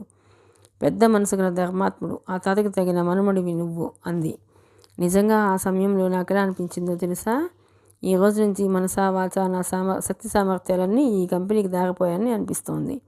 గిరిజ మౌనంగా వింటూ ఉండిపోయింది. గడువు రేపటితో పూర్తి అవుతుంది. శేషారత్నం మాటలే గుర్తుకు వస్తున్నాయి. కానీ కారు ఇంటికి వచ్చేసింది. చందు ఇంకా ఏదో మాట్లాడాలని ప్రయత్నిస్తున్నాడు. కానీ గిరిజ అవకాశం ఇవ్వలేదు. తలనొప్పిగా ఉంది అంటూ పైకి వచ్చేసింది. గిరిజ మంచం మీద పడుకుంది. రోజు ఈ విషయం తనకు తెలియకుండా ఉంటే ఎంత బాగుండేది. ఈరోజు చందు అన్న మాటలకి ఎంత సంతోషించేదో. మర్నాడు మధ్యాహ్నం ఇంట్లో సందడి ప్రారంభమైంది. సాయన్న మిగతా నౌకర్లు హడావుడిగా తిరుగుతున్నారు. బయట నాన్నలో పూల కుండీలు సర్ది టేబుల్స్ వేస్తున్నారు. రాత్రి బాగా పొద్దుపోవటంతో చందు ఆలస్యంగా నిద్రలేచాడు. భోజనం చేసిన తర్వాత మళ్ళీ వెళ్ళి పడుకున్నాడు. రాత్రి నిద్ర సరిపోలేదేమో అతనికి మళ్ళీ నిద్ర పట్టేసింది. 5 గంటలకు మెలకు వచ్చి కిందకి దిగి వచ్చేసరికి ఇల్లంతా హడావుడిగా ఉంది. ఏమిటి సాయన్న, ఈరోజు మన ఇంట్లో ఏమిటి హడావుడి? టీ తెచ్చిన సాయనని అడిగాడు. మీకు తెలియదా? మీ స్నేహితులంతా పార్టీకి వస్తున్నారు చిన్నబాబు అన్నాడు. టీ తాగిపోతున్న చందు ఉలికి పడ్డట్టుగా ఆగిపోయాడు. స్నేహితులు వస్తున్నారా? నాకు తెలియకుండానే, నేను వాళ్ళని పిలవకుండానే ఆశ్చర్యంగా అడిగాడు. మీ బదులు అమ్మాయి గారు పిలిచారులేండి. చిన్నమ్మగారికి పొద్దుటి నుంచి ఇదే పని. ఫోన్ దగ్గర కూర్చొని కదలేదంటే నమ్మండి. మీరు చెప్పమన్నారని వాళ్ళందరికీ చెప్పటం నేను స్వయంగా విన్నాను. ఓహో అలాగా అన్నాను. అతను గిరిజని పిలిచి ఏమీ అడగలేదు. ఎందుకు ఇలా చేశావని ప్రశ్నించలేదు. మరో 6 గంటల్లో స్నానం చేసి నీట్గా తయారై కిందకి వచ్చాడు. గిరిజ అప్పటికే రెడీ అయి ఉంది. ఈరోజు పార్టీ తెలుసా అంది. తెలుసు, సాయన్న చెప్పాడు. నువ్వు ఇంత శ్రమ ఎందుకు తీసుకుంటున్నావో నాకు అర్థం కావటం లేదు అన్నాడు. శ్రమ ఏమిటి? ఇది నా బాధ్యత. బాధ్యత ఒకే మాట. బాధ్యత ఒకే మాట. ఆ మాట విని విని నా చెవులు నొప్పి పుడుతున్నాయి. అంతకంటే ఇంకేం లేదా? ఇంకేముంటుంది? ఉండటానికి ఏముంది? చందు క్షణంసేపు గిరిజ ముఖం వైపు తదేకంగా చూస్తున్నాడు. అతను సరిగ్గా చూడలేదు. గిరిజ ఎందుకోగాని చాలా చిక్కింది. ఈరోజు మరీను మామూలుగా లేదు. రోజు నీ కళ్ళల్లో కనిపించే కళ తరిగినట్లుగా ఉంది. ఎంతో ఆకర్షణగా మెరుపు మెరిసినట్లుగా ముఖాన్ని కళని కాంతివంతంగా మార్చే ఆ నవ్వు ఈరోజు సహజంగా లేదు. తెచ్చిపెట్టుకున్నట్టుగా ఉంది. ఒక అడుగు ముందుకు వేసి అన్నాడు. గిరిజ, నువ్వు చాలా అలసిపోయినట్టుగా ఉన్నావు. రెస్ట్ తీసుకోకూడదు? రెస్టా? తీసుకుంటాను. ఇక ఈ పూట నుంచి నాకు పూర్తిగా రెస్టే అంది. చందుకి ఆ మాటల్లో శేష ఏమిటో అర్థం కాలేదు. 6:30 అవుతుండగా ఒక్కొక్కరి స్నేహితులు దిగారు. వాళ్ళు చందుని కౌలించుకున్నారు. ఏరా, నీ వనవాసం అయిందా అన్నాడు రమేష్. ఇంకా పట్టాభిషేకం జరగాలి అన్నాడు చందు నవ్వుతూ. మేము చచ్చిపోయామనుకో నీ మీద బెంగ పెట్టేసుకున్నాం. ఇక నీ పెళ్ళాం నిన్ను మార్చేసిందని అనుకున్నాం. కానీ నువ్వు మారవని మాకు నమ్మకం వాసు అన్నాడు. అందరూ లాన్లోకి నడిచారు. చందు ఒక్క నిమిషం ముగ్ధులైనట్టుగా చూశాడు. గిరిజ పార్టీకి ఏర్పాట్లు ఎంతో బాగా చేసింది. ఒక చిన్న లోపం కూడా లేదు. చెట్లకి లైట్లు పెట్టారు.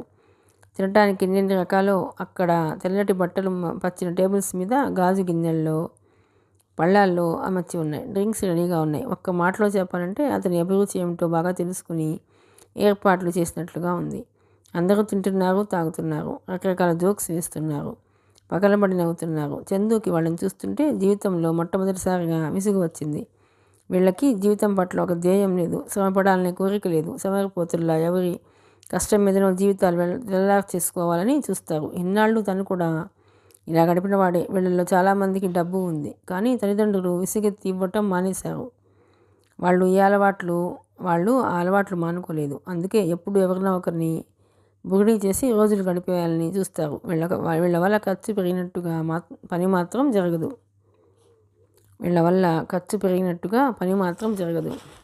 11 గంటలైంది. చందు పార్టీ ముగిసిందని గుడ్ నైట్ చెప్తుంటే అందరూ ముఖాలు చూసుకున్నారు. చందు, ఏమిటి ఇంత త్వరగా పార్టీ ముగిసిందని అనటం ఏమిటి? వీడు నిజంగానే మారిపోయాడు. ఇదివరకు పార్టీ అంటే తెల్లారిపోయేది. వీడు సరిగ్గా మొదలవ్వకుండానే ఇక చాలు అంటున్నాడు. చందు మారిపోయాడురా అని ఒకరు, లేదురా డబ్బు ఆదాలో పడ్డాడు అని ఇంకొకరు, కాదురా భార్యామణి వద్దికలో బతుకుతున్నాడుగా ఆవిడ గారి హుకుం అమలు పరుస్తున్నాడులే అని ఇంకొకరు, ఈ మాత్రం దానికి పిలవటం దేనికి అని మరొకరు, ఇలా రకరకాల వ్యాఖ్యానాలు అతని ఎదుటే నిర్మమాటంగా చేశారు. చందు ఆగ్రహపడలేదు, ఆవేశపడలేదు, చిరునవ్వుతో ఊరుకున్నాడు. అందరూ వెళ్ళిపోయారు. సాయన్న టేబుల్స్ ప్లేట్లు తీయించేస్తున్నాడు. చందు పైకి వచ్చాడు. గిరిజ అక్కడ వరండాలో నిలబడి ఉంది. గిరిజ, నువ్వు ఇంకా నిద్రపోలేదా? చందు అడిగాడు. లేదు, మీకోసం ఎదురు చూస్తున్నాను. అతని మనసులో ఒక్కసారి వేయి వీణలు మోగినట్టయింది. ఆ సమాధానంలో అతనికి 1000 తీపి అర్థాలు ప్రతిధ్వనించాయి. నిజంగానా? అస్పష్టంగా అన్నాడు. నిజంగానే. గిరిజ నడుము దగ్గర వెళ్ళాడుతున్న తాళం చెవుల గుత్తి తీసి అతనికి అందించింది. ఏమిటది? ఈ రోజుతో శేషారత్నం గారు పెట్టిన గడువు పూర్తయింది. మనిద్దరం కలిసి ఉండటానికి అంగీకరించిన కాలం అయిపోయింది. అంటే? అతను అర్థం కానట్టు చూశాడు. నేను ఈ ఇంటి నుంచి వెళ్ళిపోతున్నాను. అందుకే మీ ఫ్రెండ్స్ని మీకు చెప్పకుండానే పార్టీకి పిలిచాను. వారికి మిమ్మల్ని అప్పచెప్పేశాను. మీకు ఇల్లు అప్పచెబుతున్నాను. చందుకి కోపం వచ్చేసింది. మా గొప్ప పని చేసావు. వెళ్ళటం ఉండటం అంతా నీ ఇష్టమేనా? వెళుతుందట. ఇదేం చిన్నపిల్లల ఆట అనుకున్నావా? మాటి మాటికి వెళ్ళిపోతాను బెదిరించడానికి. నేనేం బెదిరించడం లేదు. బెదిరింపు కాకపోతే ఏమిటిది? స్నేహితులకి అప్పచెప్పిందట. మహా గొప్పగా చెప్తుంది. కానీ నేను ఇవాళ ఏం చేశానో తెలుసా? ఆ స్నేహితులతో తెగతెంపులు చేసుకుని వచ్చాను. గిరిజ ముఖం తిప్పుకుంది. చందు ఇంకా కోపంగా అంటున్నాడు. వెళుతుందిట. ఎక్కడికి? అప్పుడంటే మధుమూర్తి అండ చూసుకుని వెళ్ళావు. ఇప్పుడు ఎక్కడికి వెళతావు? గిరిజ చగమన్నట్టు అతని వైపు తిరిగింది. మీరు దయించి అతని పేరు ఎత్తకండి. అతనేమిటో మీకు చెప్పిన అర్థం కాదు. నేను ఒకరి అండ చూసుకొని ఎప్పుడూ ఎక్కడికి వెళ్ళలేదు. నా కాళ్ళ మీద నిలబడగలిగే శక్తి నాకుంది. గిరిజ తాళం చెవులు అక్కడున్న కుర్చీలో పడేసింది. వెళ్ళబోతుంటే అతను అరచినట్లు అన్నాడు. ఆగు, వెళ్ళిపోవటం అంటే అంతా నీ ఇష్టమేనా? నా ప్రసక్తి ఏం లేదా? గిరిజ ఆగింది. మౌనంగా నిలబడిందే తప్ప సమాధానం చెప్పలేదు. అతను 2 అడుగులు వేసి దగ్గరగా వచ్చాడు. హఠాత్తుగా అతని కంఠం గద్గదికంగా అయింది. గిరిజ, నీ బాధ ఏమిటో నాకు తెలుసు. నేను నిన్ను ఎక్కడ గాయపరిచానో కూడా నాకు బాగా అర్థమైంది. మన పెళ్ళి అయిన మొదటి రాత్రి నువ్వు మర్చిపోయినట్టే నేను కూడా మర్చిపోలేను గిరిజ. నేను మూర్ఖంగా ప్రవర్తించానని ఒప్పుకుంటున్నాను. ఎన్నాళ్ళ నుంచో నా ఈ మనసులో మాట చెప్పాలని నువ్వు నన్ను అర్థం చేసుకో.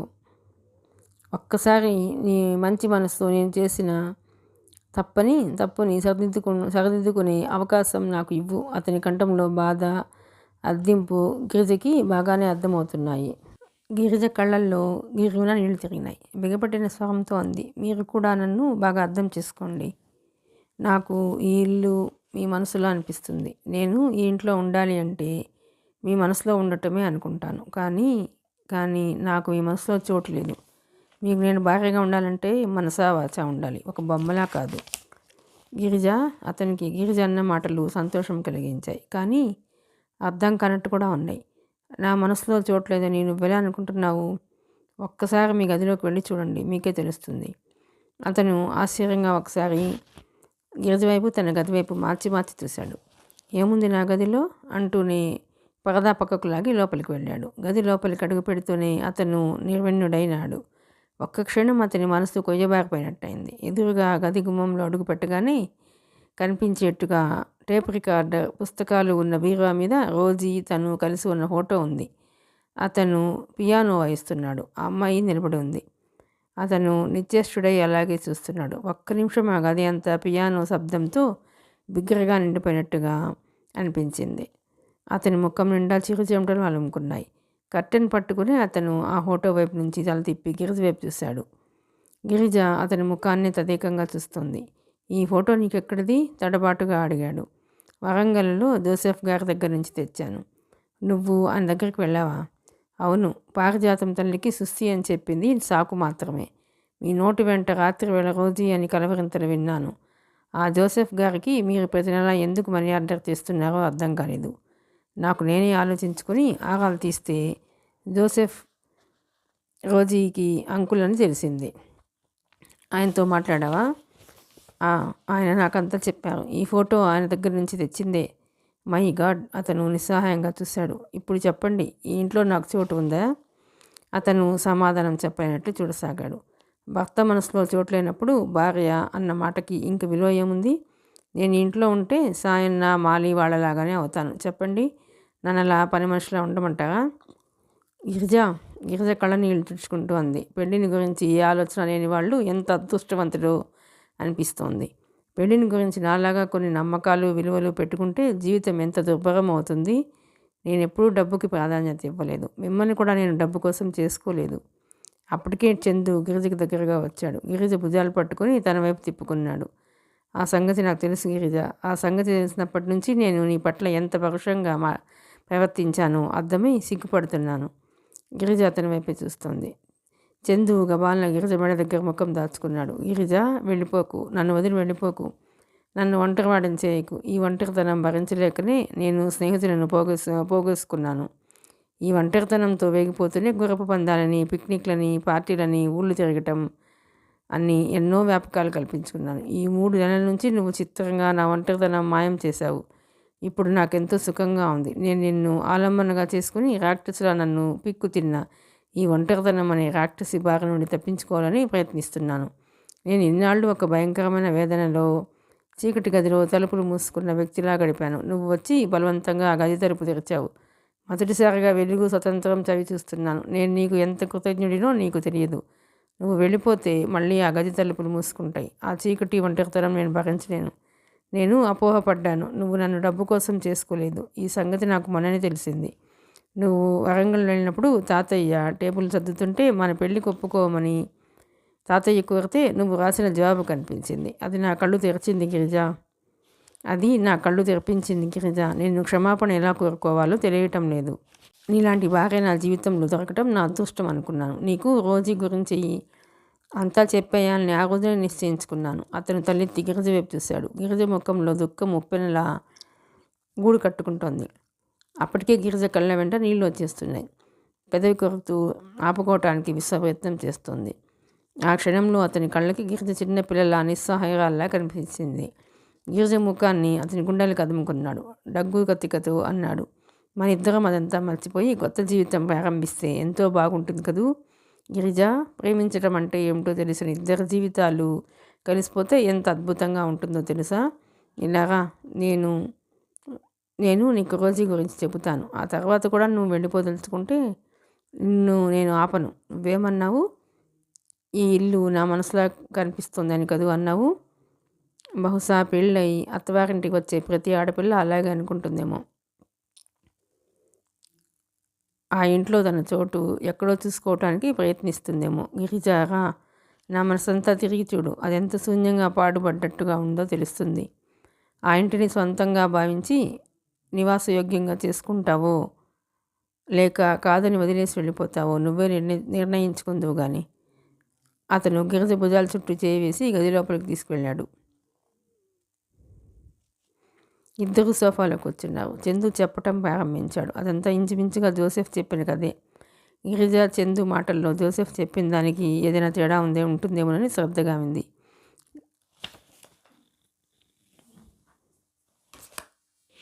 కానీ చందు ఏదీ దాచలేదు.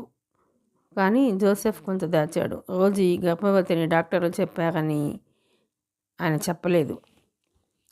అంతా చెప్పటం పూర్తయ్యేసరికి చందు గిరిజవుడిలో తలపెట్టుకుని పడుకుని ఉన్నాడు. యాక్సిడెంట్ జరగటం భగవంతుడి లీలా అని శేషారత్నం చెప్పినా నేను మాత్రం ఎందుకో కానీ ఆ విధంగా సరిపెట్టుకోలేకపోయాను. రోజీని నేనే హత్య చేసినట్లుగా కుమిలిపోయాను. ఆనాటి నుంచి మరో ఆడపిల్లని నా జీవితంలోనికి రానియలేదు. ఆ రాత్రి నుంచి నేను మళ్ళీ డ్రింక్ ముట్టుకోలేదు. అతని కంఠం మాట్లాడి అలసిపోయినట్టుగా ఉంది. నీ పరిచయం పెరిగిన కొద్దీ నాకు ఆ యాక్సిడెంట్ కల రావటం మానేసింది అన్నాడు. గిరిజ మాట్లాడలేదు. అతని జుట్టులోకి చేయిపోనిచ్చి నిమృతోకి వచ్చింది. చందు అన్నాడు, గిరిజ, నీ పరిచయం చీకటి సముద్రంలో తేలిపోతున్న వాడికి ఆధారం దొరికినట్టయింది. తాతయ్య అన్న మాటలు గుర్తుకు వస్తున్నాయి నాకు. చందు, ఈ పెళ్లి వల్ల నువ్వు సుఖపడతావు, ఈ మాట నువ్వే ఒప్పుకుంటావు అని. అదెంత నిజం? నువ్వు మామూలు ఆడపిల్లలా ఉంటే నాకేమీ అనిపించేది కాదేమో. నీ స్నేహం ఆధారం చేసుకుని నిన్ను చూపెట్టుకుని నేను కంపెనీ వ్యవహారాలు చక్కబెట్టుకుంటున్నానని నాకు అనిపిస్తోంది. భార్య అంటే నీలాగా ఉండాలి. భర్త కనుసన్నల్లో మెలిగినంత మాత్రాన భార్య కాదు. భర్త డబ్బు తిన్న ప్రతి ఆడది భార్య కాదు. భార్య అంటే భర్తకి తోడు నీడగా ఉండాలి. భార్యని పురుషుడిలో సర్దభాగమని ఎందుకు అన్నారో నాకు ఇప్పుడు అర్థమవుతుంది. గిరిజ, మధుమూర్తి గురించి నేను అన్న మాటలు కూడా నేను సిగ్గుపడేలా ఉన్నాయి. నేను హాస్టల్లో నీ గురించి ఎంక్వైరీ చేశాను. మధుమూర్తి నువ్వు కేవలం స్నేహితులేనని తెలిసింది. ఎందుకో గానీ నాకెంతో హాయిగా అనిపించింది. నీ మీద గౌరవం ఏర్పడింది. అభిమానం పెరగటానికి అదే నాందియము. ఇప్పుడు చెప్పు, ఇవిగో తాళం చెవులు. నువ్వు నన్ను అర్థం చేసుకుని అవకాశం ఇవ్వగలిగినట్టయితే ఇవి తీసుకుని కొంగుకు ముడి వేసుకో. లేదంటే అక్కడ టేబుల్ మీద పెట్టేసి వెళ్ళిపో. నేను రేపే అంకుల్తో మాట్లాడి డైవోర్స్కి ప్రయత్నాలు చేస్తాను. ఇప్పటికీ నేను నిన్ను చాలా బాధ పెట్టాను, ఇక పెట్టను. అతను తాళం చెవులు గిరిజ చేతికి ఇచ్చాడు. గిరిజ చాలాసేపు వాటి వైపు తదేకంగా చూసింది. చందు లేచి వెళ్ళి కిటికీ దగ్గర నిలబడి బయటకు చూస్తున్నాడు. బయట వెన్నెల ఎంతో అందంగా ఉంది. గదిలోకి రావడానికి కిటికీ అంచులకి ఎగబాకుతోంది. గిరిజ తాళం చెవులు గుత్తి కొంగుకు ముడేసుకుంది. లేచి నిలబడింది. చందు వెనక్కి తిరిగి దగ్గరికి వచ్చాడు. గిరిజ కూడా అతని వైపే చూస్తోంది. గిరిజ కొంగుకున్న తాళం చెవులు గుత్తి పట్టుకుని పెదవులకి తాకించుకున్నాడు. మరుక్షణంలో గిరిజని 2 చేతులతో లేవనెత్తి తీసుకొచ్చి మంచం మీద పడుకోబెట్టాడు. గిరిజ లేవబోతుంటే ఆపు చేశాడు. అతని చెంప గిరిజ చెంప కానింది. భావోద్రేకతతో నిండిన స్వరంతో, గిరిజ, నువ్వు నాకు కావాలి. నువ్వంటే నాకు చెప్పలేనంత ఇష్టం. నువ్వు నా దానివిక. నన్ను నీ వాడించేసుకో అస్పష్టంగా అన్నాడు. చందు, గిరిజ 4 వారాల పాటు ఉత్తర దేశం అంతా తిరిగి ఇంటికి వచ్చారు. ఈ 4 వారాలు ఇద్దరి మధ్య ఉన్న దూరాన్ని రూపు లేకుండా మాయం చేసినాయి. చందుకి ఏం కావాలో చూడటం గిరిజవంతైతే గిరిజని షాపింగ్కి లాక్కుపోయి వద్దన్న చీరలు నగలు కనపడటం అతని పని అయ్యేది. ఒకసారి గిరిజ చిరుకోపంగా అంది, ఈ లంచాలన్నీ నాకెందుకుట? హతోస్మి. కానుకలని లంచాలుగా భావిస్తే నేనేం చేయాలి? కానుకలు ఎందుకుట? నీ మీద నాకున్న భావం ఏమిటో నీకెలా తెలుస్తుంది? నోటితో మాటలు చాలవా? మాటలా? అతడు భుజాలు పట్టి గిరిజని దగ్గరికి తీసుకున్నాడు. గిరిజ, ప్రేమంటే ఏమిటో బాగా తెలియని చిన్న వయసులో దాని గురించి ఎంత ఎక్కువగా మాట్లాడుతామో అంత తక్కువగా ఆలోచిస్తాం. అనుభవం పెరిగిన తర్వాత ప్రేమంటే అసలు అర్థం ఏమిటో గ్రహింపు కలిగినప్పుడు దాని గురించి ఎక్కువగా ఆలోచించి అంత తక్కువగా మాట్లాడుతాం. ఆ తొలి యవ్వనంలో మాటల్లో చెబితే ఇప్పుడు చేతల్లో మూగగా చూపించాలనిపిస్తోంది. గిరిజ చిరునవ్వుతో చూస్తుంది. చందుతో గడిపిన ఈ 4 రోజులు అద్భుతమైన అనుభవంలా ఉన్నాయి. తాజ్మహల్ దగ్గర వెన్నెల్లో గిరిజ ఒడిలో తలపెట్టుకొని పడుకొని అన్నాడు అతను. గిరిజ, ఆడపిల్లల సంగతి ఏమో నాకు తెలియదు కానీ ప్రతి మగపిల్లవాడికి పెళ్ళి అయ్యే లోపల 1, 2 ప్రేమ వ్యవహారాలు తెలిసి ఉండాలి. అప్పుడే ఆడపిల్లని బాగా అర్థం చేసుకోగలుగుతాడేమో, ఆ అమ్మాయికి ఏం కావాలో ఇవ్వగలుగుతాడేమో. ఆ విధంగా జీవితం గురించిన పాఠాలు గిరిజ చందుకి నేర్పితే ప్రేమను గురించిన పాఠాలు అతని దగ్గర నేర్చుకోవటం గిరిజవంతైంది. గిరిజ అప్పుడప్పుడు అతని ప్రక్కన పడుకొని ఉన్నప్పుడు ఆలోచిస్తూ ఉంటుంది. ఇతనితో పెళ్లి జరగటం నా అదృష్టమని అందరూ అనేస్తారు. కానీ ఈ పెళ్లి నిలబెట్టుకోవటానికి నేను జరిపిన కృషి, చూపిన సహనం ఎవరికి అర్థమవుతాయి? ఎవరైనా ఏ పనిలోనైనా కృషి జరిపితే దాని ఫలితం అనుభవయోగ్యంగా ఉంటే అది ఎంతో ఆనందంగా ఉంటుంది. లేకపోతే అంతకంటే దుఃఖం ఇంకేది ఉండదేమో. చందుకి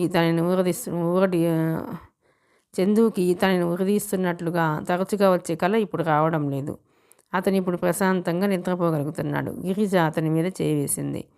ఇతనే చంద్రశేఖర్ అని రాజగోపాలరావు గారు చెప్పిన క్షణంలో తాను పొందిన అనుభూతి ఇంకా మర్చిపోకుండా ఉంది. ఇప్పటికి కూడా ఇంకా ఆశ్చర్యంగానే అనిపిస్తుంది. హాయిగా, ఆనందంగా, సుఖంగా గడిపిన ఇద్దరూ ఊరి నుంచి తిరిగి వచ్చేసరికి ఆరోగ్యంతో, ఉత్సాహంతో కళకళలాడుతున్నారు. వాళ్ళిద్దరినీ చూసేసరికి సాయన్నకి ఎంతో సంతోషం వేసింది. ఇంటికి సంబంధించిన విషయాలన్నీ గిరిజ చూసుకుంటుంది. ఆఫీస్కి సంబంధించిన విషయాలన్నీ చందు చూసుకుంటాడు. అటు ఆఫీసు, ఇటు ఇల్లు కళకళలాడుతున్నాయి. చందు ఉదయం వెళ్ళి 1 గంటకి భోజనానికి ఇంటికి వస్తాడు. అతను 1-2 సార్లు బద్దకించి భోజనానికి రాలేదు. ఆ రోజుల్లో గిరిజ భోజనం చేయలేదు. సాయన్న ద్వారా ఇది విన్న చందు ఇంకెప్పుడూ అలా చేయలేదు. తనకి వీలు కాకపోతే గిరిజకి ముందే చెప్పేస్తాడు. మంచిదానివిగా తినేయి, లేకపోతే ఇక్కడ నేను అన్నం తింటే నాకు అరగదు అని ప్రతిమాలుతాడు. అతను ఇంటికి రావడానికి వీలు పడకపోతే గిరిజ సాయన్న చేత క్యారియర్ పంపిస్తుంది. అతనితో 4-5 భోజనానికి ఉన్నా సరే. అబ్బా, నీకెందుకు ఇంత శ్రమ? మేము హోటల్లో తింటాంగా అంటే, మరి నేనున్నది ఎందుకుట అంటుంది. భార్య అంటే భర్తకి ఏం కావాలో అన్నీ చూడాలి అంటుంది. భర్త అంటే చందు రెట్టిస్తాడు. భార్యని ప్రేమానురాగాలతో ముంచెత్తాలి అంటుంది. ఓకే చందు వెంటనే ఒప్పేసుకుంటాడు. చందుకి తోచకపోతే ఇంటికి ఫోన్ చేస్తాడు. ఏం పని లేదు, ఒక్కడనే ఉన్నాను, ఇంటికి వచ్చేయనా? అదేం కుదరదు. యజమాని పని వాళ్ళకి ఎప్పుడు ఆదర్శం కావాలి. అతను ఏది చేస్తే వాళ్ళు కూడా అదే చేస్తారు. తోచినా తోచకపోయినా అక్కడే ఉండి తీరాలి. అబ్బా, ఈ ఆఫీస్ నాదేగా, నన్నెవరంటారు? అందుకే బాధ్యత మరీ ఎక్కువ. ఎవరు అనేవాళ్ళు లేనప్పుడే మనం ఇంకా జాగ్రత్తగా ఉండాలి. అబ్బబ్బా, చంపేస్తున్నావు నన్ను. ఇంటికి రాగానే బ్రతికించేస్తాగా. గిరిజ చెప్పే అలాంటి సమాధానాలంటే చందుకి చాలా ఇష్టం. ఆ నవ్వు గిరిజకి ఇంకా ఇష్టం. ఎంతో ఎంతో బాగుంటుంది. చందు అకౌంటెంట్ బుక్ తనిఖీ చేసేటప్పుడు గిరిజ దగ్గరుండి సాయం చేస్తుంది. అది అతనికి పని సులభం చేసేస్తుంది. గిరిజ అంటుంది, రోజులు మారిపోయినాయి. ఇదివరకులాగా ఆడపిల్ల వంట ఇల్లే నా సర్వస్వం అనుకునే రోజులు కావు. వీలైనంతగా భర్తకి సాయపడాలి. అవసరమైతే అతని దగ్గర నుంచి అంతగానూ సాయం పొందాలి. అతన్ని ప్రాణం కంటే ఎక్కువగా ప్రేమించాలి. మళ్ళీ అతను వక్ర మార్గాన్ని వెళుతుంటే నిన్ను వదిలేస్తాను జాగ్రత్త అంటూ బెదిరించాలి. నాతో కలిసి ఉంటేనే నీ జీవితంలో ఆనందం సుమ అని రుజువు చేయాలి. గిరిజ జీవితం తుఫానుకు గురైనా చెక్కు చెదరకుండా తీరం వైపు సాగిపోతున్న నావల నిశ్చింతగా సాగిపోతుంది. రోజులు గడిచిపోతున్నాయి. గిరిజ కూర్చుని చందు దిండు గలీబ్ మీద పూల లతలు కొడుతోంది. ఇంతలో ఫోన్ మోగింది. చందుయే చేశాడు. హలో. డాక్టర్ దగ్గరికి వెళ్ళావా? ఏమనింది? గిరిజ మాట్లాడలేదు. మాట్లాడవేమిటి? మిమ్మల్ని ఫోన్ చేయమంది. నా ఆరోగ్యం గురించి చాలా కంగారుగా ఉందిట. ఏమిటి? నిజంగానా? నిజంగా. కంప్లైంట్ ఏమిటట? అదంతా మీతోనే చెప్తుందిట. అదేమిటి? అతను కంగారుండిన స్వరంతో అన్నాడు. గిరిజతో చెప్పకుండానే ఫోన్ పెట్టేశాడు. అరగంటనంతరం చందు ఇంటికి వచ్చేశాడు. దొంగ, ఇంత మంచి వార్త నీ నోటితో చెప్పకుండా నన్ను కంగారు పెట్టించేస్తావా? ఉండు, నిన్ను ఏం చేస్తాను? గిరిజ నవ్వుతోంది. అతని ముఖంలో ఆనందం చూస్తుంటే గిరిజకి ఎంతో సంతోషంగా ఉంది. ఉదయం డాక్టర్ పరీక్ష చేసి తప్పిన విషయం నిజమేనని నిర్ధారణ చేసి చెప్పగానే చాలా సంతోషం కలిగింది. ఆ సంతోషం ఇప్పుడు చందు ముఖంలో ఆనందం చూస్తుంటే 10 రెట్లు పెరిగినట్లయింది. నీకు శిక్ష ఏమిటో తెలుసా? చూపుడు వేలు చూపించి బెదిరించాడు. ఏమిటిట? గిరిజని అమాంతం ఎత్తి తన పడగదిలోకి తీసుకెళ్ళి మంచం మీద పడుకోబెట్టాడు. ఈ పూట నుంచి నీకు పూర్తిగా రెస్టు. పనిచేసినట్లు కనిపిస్తూ ఊరుకోను. గిరిజ నవ్వింది. ఇది బాగుంది. మరీ అంత రెస్ట్ అయితే నేను లావైపోయి పుట్టబోయే పాప పెరిగిపోయి. అప్పటికి చందు గిరిజ పెదవులు నొక్కేశాడు. గిరిజ బాగా అనురాగం అభిమానం చూపించిన భర్తకి భార్య ఇచ్చే కానుక ఏమిటో తెలుసా? ఏమిటిట? పన్నెంటి పాపాయి. వాళ్ళని చూసి ఈ పిల్లలకి నేను తండ్రిని అని గర్వపడాలి తెలుసా? ఇప్పుడు మీరు చెబుతున్నారుగా, తెలుసుకుంటాను. జాగ్రత్త, అందమైన పిల్లల్ని కనాలి. మరి బాబోయ్, నా చేతుల్లో ఉందా? అతను నవ్వాడు. ఎందుకంత భయపడతావు? కాకి పిల్ల కాకికి ముద్దు అని సామెత వినలేదు? మన పిల్లలు ఎలా ఉన్నా నాకు అందంగానే కనిపిస్తారు. థ్యాంక్ యూ, అచ్చు అతను అన్నట్టే అంది. చందు నవ్వాడు. గిరిజ ముక్కు పట్టి ఊపాడు. అతను టైం చూసుకున్నాడు. నేను ఇక వెళతాను. 12 గంటలకి ఒకళ్ళు వస్తున్నారు, మాట్లాడాలి. అతను మంచం మీద నుంచి లేచి వెళ్ళబోతుంటే గిరిజ చేయి పట్టి లాగింది. నిజంగా సంతోషంగా ఉందా? ఎంత? నువ్వు ఊహించలేనంత. అతను బుగ్గగిల్లి వెళ్ళిపోయాడు.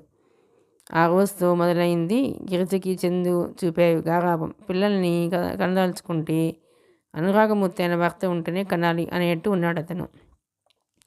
అతని ఆలన పాలన 9 నెలలు ఇట్టే నిండిపోయినాయి. 12 మగ పిల్లవాడు పుట్టాడు. చందు ఆనందానికి అవధులు లేవు. తాతయ్య చెప్పిన మాటల్లో ఎంత అర్థం ఉందో ఇప్పుడు అనుభవం అయింది. అతనికి ఇంత ఆనందం ప్రసాదించిన గిరిజ అంటే ఇంకా అపురూపమైంది. మగపిల్లవాడు కాబట్టి నామకరణం రాజగోపాల్ అనే చేశారు. ఆ ఉత్సవం శేషరత్నం ఆధ్వర్యంలో ఎంతో వైభవంగా జరిగింది. చందు కొడుకుని ఎత్తుకోవటానికి పడే అవస్థ చూసి గిరిజ నవ్వసాగింది. 4 రోజులు నేర్చుకుంటే నాకే వస్తుంది. అప్పుడు నీ అవసరం లేకుండా నేనే పెంచుతాను వీడిని అన్నాడు. పాపం అంది గిరిజ. బారసాల వేడుక బాగా జరిగింది. వచ్చిన అతిథులంతా వెళ్ళిపోయారు. చందు ఆఫీస్ పని మీద ఊరు వెళ్లాల్సి వచ్చింది. ఆ రాత్రి వెళ్ళిపోయాడు. సాయన్న పడుకున్నాడు. గిరిజకి నిద్ర రాలేదు. మాటిమాటికి ఉయ్యాల్లో ఉన్న బాబునే చూస్తోంది. ముద్దులు మూటగట్టి ముఖంతో ఉన్నాడు. జుట్టు తీరులో చందు పోలిక స్పష్టంగా అప్పుడే కనిపిస్తోంది. గిరిజకి ఇంకా కళలాగానే అనిపిస్తుంది. అన్నిటికంటే చందు చూపిన ప్రేమాభిమానాలు, వాటితో జీవితం ఎంత అపురూపంగా మారింది. తీయటి కళ్ళలా ఉంది. ఎంత పుణ్యం చేసుకుంది తను. ఉయ్యాల్లో పడుకుని ఉన్న బాబుని బుగ్గలు నిమిరింది. నువ్వు ఎంత అదృష్టవంతుడివిరా అనుకుంది. ఇంతలో ఫోన్ మోగింది. గిరిజ వెళ్ళి తీసింది. హలో. అవతల నుంచి అపరిచిత కంఠం వినిపించింది. హలో, ఎవరు కావాలి అంది గిరిజ. గిరిజ గారు కావాలి. నేనే మాట్లాడుతున్నాను. ఎవరు మీరు? ఎవరిని చెబితే మీకు అర్థమవుతుంది? మీ స్నేహితుడిని, మీ క్షేమం కోరిన వాడిని అనుకోండి. నేను చందు ఫ్రెండ్ని. గిరిజ వింటోంది. మీకు ఇది చెప్పటం నా ధర్మం అనిపించింది. చందు మీ మీద చూపిస్తున్న ప్రేమాభిమానాలు నిజమైనవేనని మీరు నమ్ముతున్నారా? ఏమిటి అధిక ప్రసంగం? కోపంగా అడిగింది. ఏమిటి అధిక ప్రసంగం కాదు, మీరు జాగ్రత్తగా ఉండమని హెచ్చరిక. చందు ఊళ్ళో ఉన్నప్పుడు ఫోన్ చేయాలంటే భయం, అందుకే అతను లేడని తెలిసి చేస్తున్నాను. గిరిజ ఫోన్ పెట్టేసింది. మళ్ళీ ఫోన్ మోగింది. గిరిజ తీసింది. అవతల నుంచి అదే గొంతు వినిపించింది. మీరు ఆగ్రహపడకండి. మీకు తెలుసో తెలియదు, రాజగోపాలరావు గారు చచ్చిపోతూ ఆస్తి అంతా మీకు, చందుకి పుట్టబోయే పిల్లలకి వ్రాశారు. పిల్లల కోసం, ఆస్తి రక్షణ కోసమే చందు మీ మీద ప్రేమ నటించాడు. మిమ్మల్ని పెళ్లి చేసుకున్నాడు. చందు ఏ ఒక్క ఆడపిల్లలతోనూ జీవితం ముడిపెట్టుకునే అమాయకుడు కాదు. ఆగండి, ఫోన్ పెట్టేయకండి. మీరు నిజానిజాలు తెలుసుకోండి. రాజగోపాలరావు గారి వీలునామా శేషారత్నం దగ్గర ఉంది. ఆయన అడిగి ఎలాగైనా సరే అది సంపాదించి మీ కళతో మీరే స్వయంగా చూడండి. చందు మిమ్మల్ని పెళ్లి చేసుకున్న ధ్యేయం నెరవేరింది. మగపిల్లవాడు పుట్టాడు. అతనికి ఇక మీతో పని లేదు. మీరు బ్రతికి ఉండగా ఆ ఆస్తి మీద పెత్తనం అతనికి రాదు. మిమ్మల్ని ఎప్పుడో చాకచక్యంగా నేర్పుగా రోజుని హతమార్చినట్టు హతమారుస్తాడు. ఈ మాటలు వినగానే గిరిజ నిటారుగా అయింది. అతను ఫ్రెండ్స్ని దూరంగా పెట్టడం, మారినట్టు నటించడం, మీ మీద ప్రేమ, ఇదంతా నాటకం. మేడం, మీ జాగ్రత్తలో మీరు ఉండండి. నేను మీకు తెలియదు కానీ మీరు నాకు తెలుసు. మీరంటే నాకు అభిమానం. ఆ అభిమానంతోనే ఈ రహస్యం బయట పెట్టేశాను. ప్లీజ్ ఒక్కరూ ఎప్పుడూ ఉండకండి. వీలైతే మీ బాబుని తీసుకుని ఆ ఇంట్లోంచి వెళ్ళిపోండి. నేను చెప్పేశాను. మీ జీవితం మీరు రక్షించుకుంటారు, అతని చేతుడికి అర్పిస్తారు. ఇక మీ ఇష్టం. అతనే ఈసారి ఫోన్ పెట్టేశాడు. ఆ కంఠంలో బాధ ఉంది, హెచ్చరిక ఉంది. గిరిజ ఫోన్ పెట్టేసి వచ్చి మంచం మీదకి వచ్చింది. ఇదంతా నిజమా? చీచి, ఏదో కట్టు కదా. ఎవరో గిట్టని వాళ్ళు తనకి చందుకి చెడగొట్టడానికి చేసిన ప్రయత్నం అనుకుంది.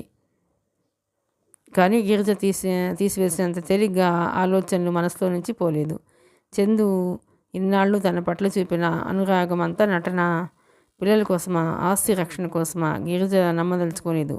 తన మనసు అంత తేలిగ్గా మోసపోయిందా? తన వివేకం అంత గుడ్డిగా కళ్ళు మూసుకుందా? గిరిజకి ఆ రాత్రి నిద్ర పట్టలేదు. విషయం మాట్లాడాలని వచ్చాను. కాసేపు ఎవరిని పిలవకండి. ఆయన ఆశ్చర్యంగా చూశాడు. ఏమిటి అన్నాడు.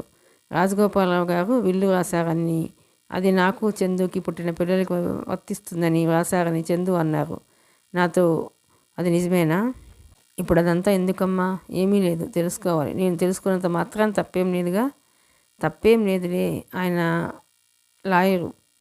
గిరిజ ఏ ఉద్దేశంతో వచ్చి ఈ విషయం అడుగుతుందో అని అంచనా వేస్తున్నారు. నేను అడగటంలో వేరే ఉద్దేశం ఏమీ లేదు. అదే నిజమైతే నేను చాలా సంతోషపడతాను. ఎందుకో తెలుసా? రాజగోపాలరావు గారికి నా మీద అంత నమ్మకం, అభిమానం ఉన్నందుకు. ఆయనకి నీ మీద చాలా అభిమానం ఉంది గిరిజ. చందు పెళ్ళి నీతో జరిపించినప్పుడు అందరూ ఎక్కడ పిల్లలను తెచ్చి కట్టబెట్టావెందుకు?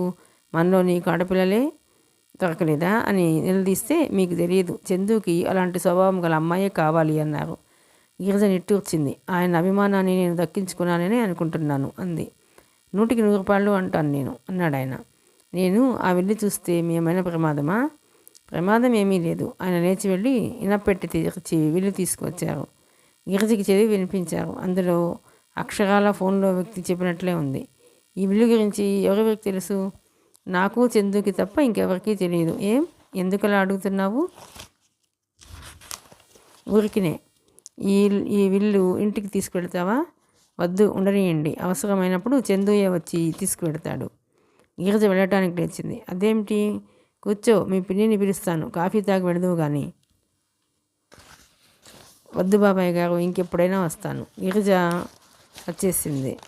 ఇంటికి వస్తుంటే కాళ్ళ కింద ఆధారం మీద తొలగిపోతున్నట్టుగా ఉంది. సంసార సముద్రంలో సుఖంగా తేలి వెళుతున్న ఆశల నావకి అనుమానపు చిల్లులు అనేకం పడినాయి. భయం అనే నీటి ప్రవాహం ఆ నావలోకి వచ్చేస్తుంది. గిరిజకి ఏం చేయాలో తోచడం లేదు. చందు చూపించిన ఇదంతా నటన గిరిజకి మతిపోతోంది. ఇంటికి వచ్చింది. బాబు అమ్మ గుండెల్లో భయం తెలియని వాడిలా అమాయకంగా, ఈ లోకంలో నాకు అమ్మ ఉందిగా అనే ధీమాతో నిద్రపోతున్నట్లుగా పడుకుని ఉన్నాడు. గిరిజ బాబు పడుకున్న ఉయ్యాల గొలుసు పట్టుకుని అలాగే నిలబడిపోయింది. ఏం చేయటం? ఈ ప్రమాదాన్ని ఎలా ఎదుర్కోవటం? గిరిజ కళ్ళ ముందు బాగా కలిగిన కుటుంబాల్లో ఆస్తి కోసం నీ నా అనే మమత లేకుండా నిర్దాక్షిణ్యంగా చంపివేసే సంఘటనలు అనేకం కదిలాడినాయి. ఈ పాపిష్టి డబ్బు కోసమే ఒక భార్య భర్తకి పాలలో విషం పెట్టి ఇచ్చిందిట. ఈ దరిద్రపు డబ్బు కోసమే ఒక అత్తగారు అల్లుడికి కరెంట్ షాక్ తగిలేలా ప్రమాదానికి గురి చేసి చంపిందట. డబ్బు పాపిష్టిది, అది ఎక్కువగా ప్రాణాలే తీస్తుంది. ప్రాణదానం చేయటం చాలా తక్కువ. తనకి ఏం జరిగినా దిక్కు మొక్కు లేదు, అడిగేవాళ్ళు లేరు. చందు ఎవరికీ జవాబు చెప్పాల్సిన పని లేదు. నీరజకి తన చిన్నతనంలో పక్కింటావిడ చెప్పుకున్న మాటలు గుర్తుకొచ్చినాయి. ఎదురింట్లో కోడల్ని చంపేసి కన్నవా రాకముందే శవదహనం చేసేసారట. రోజీ మరణం యాక్సిడెంట్ కాదా, హత్య. దాన్ని వీళ్ళు డబ్బు గురించి యాక్సిడెంట్గా మార్చేసి తప్పించుకున్నారు. డబ్బు గుప్పించి యాక్సిడెంట్గా మార్చేసి తప్పించుకున్నారు. డబ్బు గల వాళ్ళు తలుచుకుంటే చేయలేని పని ఏముంది? చందువులో నటన చూసి తను ఎంత మోసపోయింది. తనలో ఆడతనానికి బాగా గేలం వేశాడు. తనని ఇంత బాగా చూస్తున్నాడు ఎందుకంటే రేపు ఎవరు తను చచ్చిపోయినా అసాధారణం అనుకోరు. లోకాన్ని మోసం చేయడానికి ఇదొక ఎలిమి అన్నమాట. అది ముందే సృష్టించుకున్నాడు. చందు ఏ కుచితము లేకపోతే విల్లు గురించి తనకి ఎందుకు చెప్పలేదు? పాపం శేషారత్నం తనకి నిజంగానే చందు చెప్పాడని అనుకుంటున్నాడు. ఈరోజు బాగా ఆలోచించింది. ఈ ఇంట్లో ఉండి అతన్ని తప్పించుకోవటం కష్టం. బాబుని తీసుకొని వెళ్ళిపోవాలి ఎక్కడికైనా దూరంగా, అతనికి అందనంత దూరంగా. చందు బారసాల నాడు బాబుని ఎత్తుకుంటూ అన్న మాటలు గుర్తుకొచ్చినాయి. 4 రోజులు నేర్చుకుంటే నాకే వస్తుంది, అప్పుడు నీ అవసరం లేకుండా నేనే పెంచుతా. నవ్వుతూనే అంటున్న ఆ మాటల్లో ఎంత నిగూఢ అర్థం. గిరిజకి నీరసం వచ్చేస్తోంది. చందు ఊరి నుంచి రాకముందే తను ఇక్కడి నుంచి వెళ్ళిపోవాలి. అతను ఉండగా వెళ్ళటం అసాధ్యం. గిరిజ పెట్టెలో బాబు సామాను, తన బట్టలు సర్దుకుంది. నిద్రపోతున్న బాబుని ఎత్తుకుని ఇంకో చేత్తో పెట్టె పట్టుకుని బయలుదేరింది. గుమ్మం దాటికి బయటకు వచ్చింది. చందు డ్రైవ్ చేస్తున్న కారు రైన లోపలికి దూసుకొచ్చింది.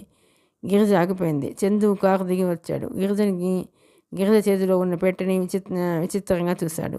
గిరిజ, ఎందుకలా ఆందోళనగా ఉన్నావు? ఏమైంది? ఎక్కడికి వెళుతున్నావు అని అడిగాడు. గిరిజ తడబడింది. పారిజాతం తల్లికి ఒంట్లో బాగా సుస్థిగా ఉందిట, అందుకని బాబుని తీసుకుని వెళతామన్నమాట. కారు లేకుండా ఎలా వెళదామని అనుకుంటున్నావు? రైలు ప్రయాణంలో వాడు నలిగిపోడా? నేను వచ్చే వరకు ఆగకూడదా అంటూనే బాబుని ఎత్తుకున్నాడు. ఏయ్, నాన్న వచ్చాడుగా అంటూ నిద్రపోతున్న వాడిని బుగ్గల మీద చిటికి వేసి లేపాడు. నయం, నేను కాబట్టి సరిపోయింది, లేకపోతే వెళ్ళేదానివే. లోపలికి రా, ఇప్పటి నుంచి నాకు చెప్పకుండా ఎక్కడికి వెళ్ళకు, తెలిసిందా అన్నాడు. గిరిజ మాట్లాడలేదు. వెనక్కి తిరిగి లోపలికి వచ్చేసింది. తాను అనవసరంగా ఆలోచనలతో టైం అంతా కాలయాపన చేసినందుకు, అతను రాకముందే వెళ్ళిపోయినందుకు తానే మనసులో తిట్టుకుంది.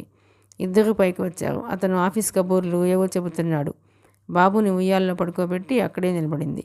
చందు యాపిల్స్ కడుక్కుని వచ్చి చాకుతో కోస్తున్నాడు. గిరిజ అతని మాటల్ని విని కొడుతూ వింటోంది. కళ్ళు భయంగా అతని చేతిలో ఉన్న తళతళలాడే బదులైన చాకు వైపే చూస్తున్నాయి. గిరిజ, నాకెంత సంతోషంగా ఉందో తెలుసా? I am the happiest man in the world అనుకో. గిరిజ అతని కంఠంలో పెళ్లిబుగుతున్న సంతోషాన్ని వింటోంది. బాబు నిద్రలో కక్కాడు. గిరిజ ఉలికిపాటుగా తలెత్తి చూసింది. చందు గిరిజ నడుము చుట్టూ పట్టుకుని ఉన్నాడు. చేతిలో చాకు తళతళలాడుతోంది. మరుక్షణం గిరిజ పెట్టిన చావు కేకతో ఆ ఇల్లంతా దద్దరిల్లిపోయింది. ఉయ్యాల్లో పిల్లవాడు ఆ కేకకి ఉలికిపడి కెవ్వర ఏడుపు లంఘించుకున్నాడు. గిరిజ, ఏమైంది? చందు గిరిజని పట్టుకుని ఓదార్చుతూ అన్నాడు. గిరిజ ముఖం నిండా చెమటలు పోస్తున్నాయి. అప్పటికే సాయన్న, తోటమాలి, మేనేజరు అక్కడికి పరిగెత్తుకు వచ్చారు. చందు ఎంత అడిగినా గిరిజ చెప్పలేదు. దిండిలో ముఖం దాచుకుని ఏడవసాగింది. చందు ఫోన్ చేశాడు. డాక్టర్ వచ్చింది, పరీక్ష చేసింది. గిరిజకి అలసట, నీరసం తప్ప ఇంకేదీ లేదని చెప్పింది. ఆవిడ మందులు రాసి ఇచ్చింది. చందు తనే స్వయంగా వెళ్ళి ఆ మందులు కొనుక్కొని వచ్చాడు. ఈ రోజుల్లో అన్ని క్యాప్సిల్స్, అన్ని మాత్రలు ఒకే రకంగా ఉంటాయి. మందు చందు తనే స్వయంగా ఇస్తున్నాడు. గిరిజ వాటిని తీసుకున్నట్టే తీసుకుని అతను కనుమరుగవగానే అవతల పారేసాగింది.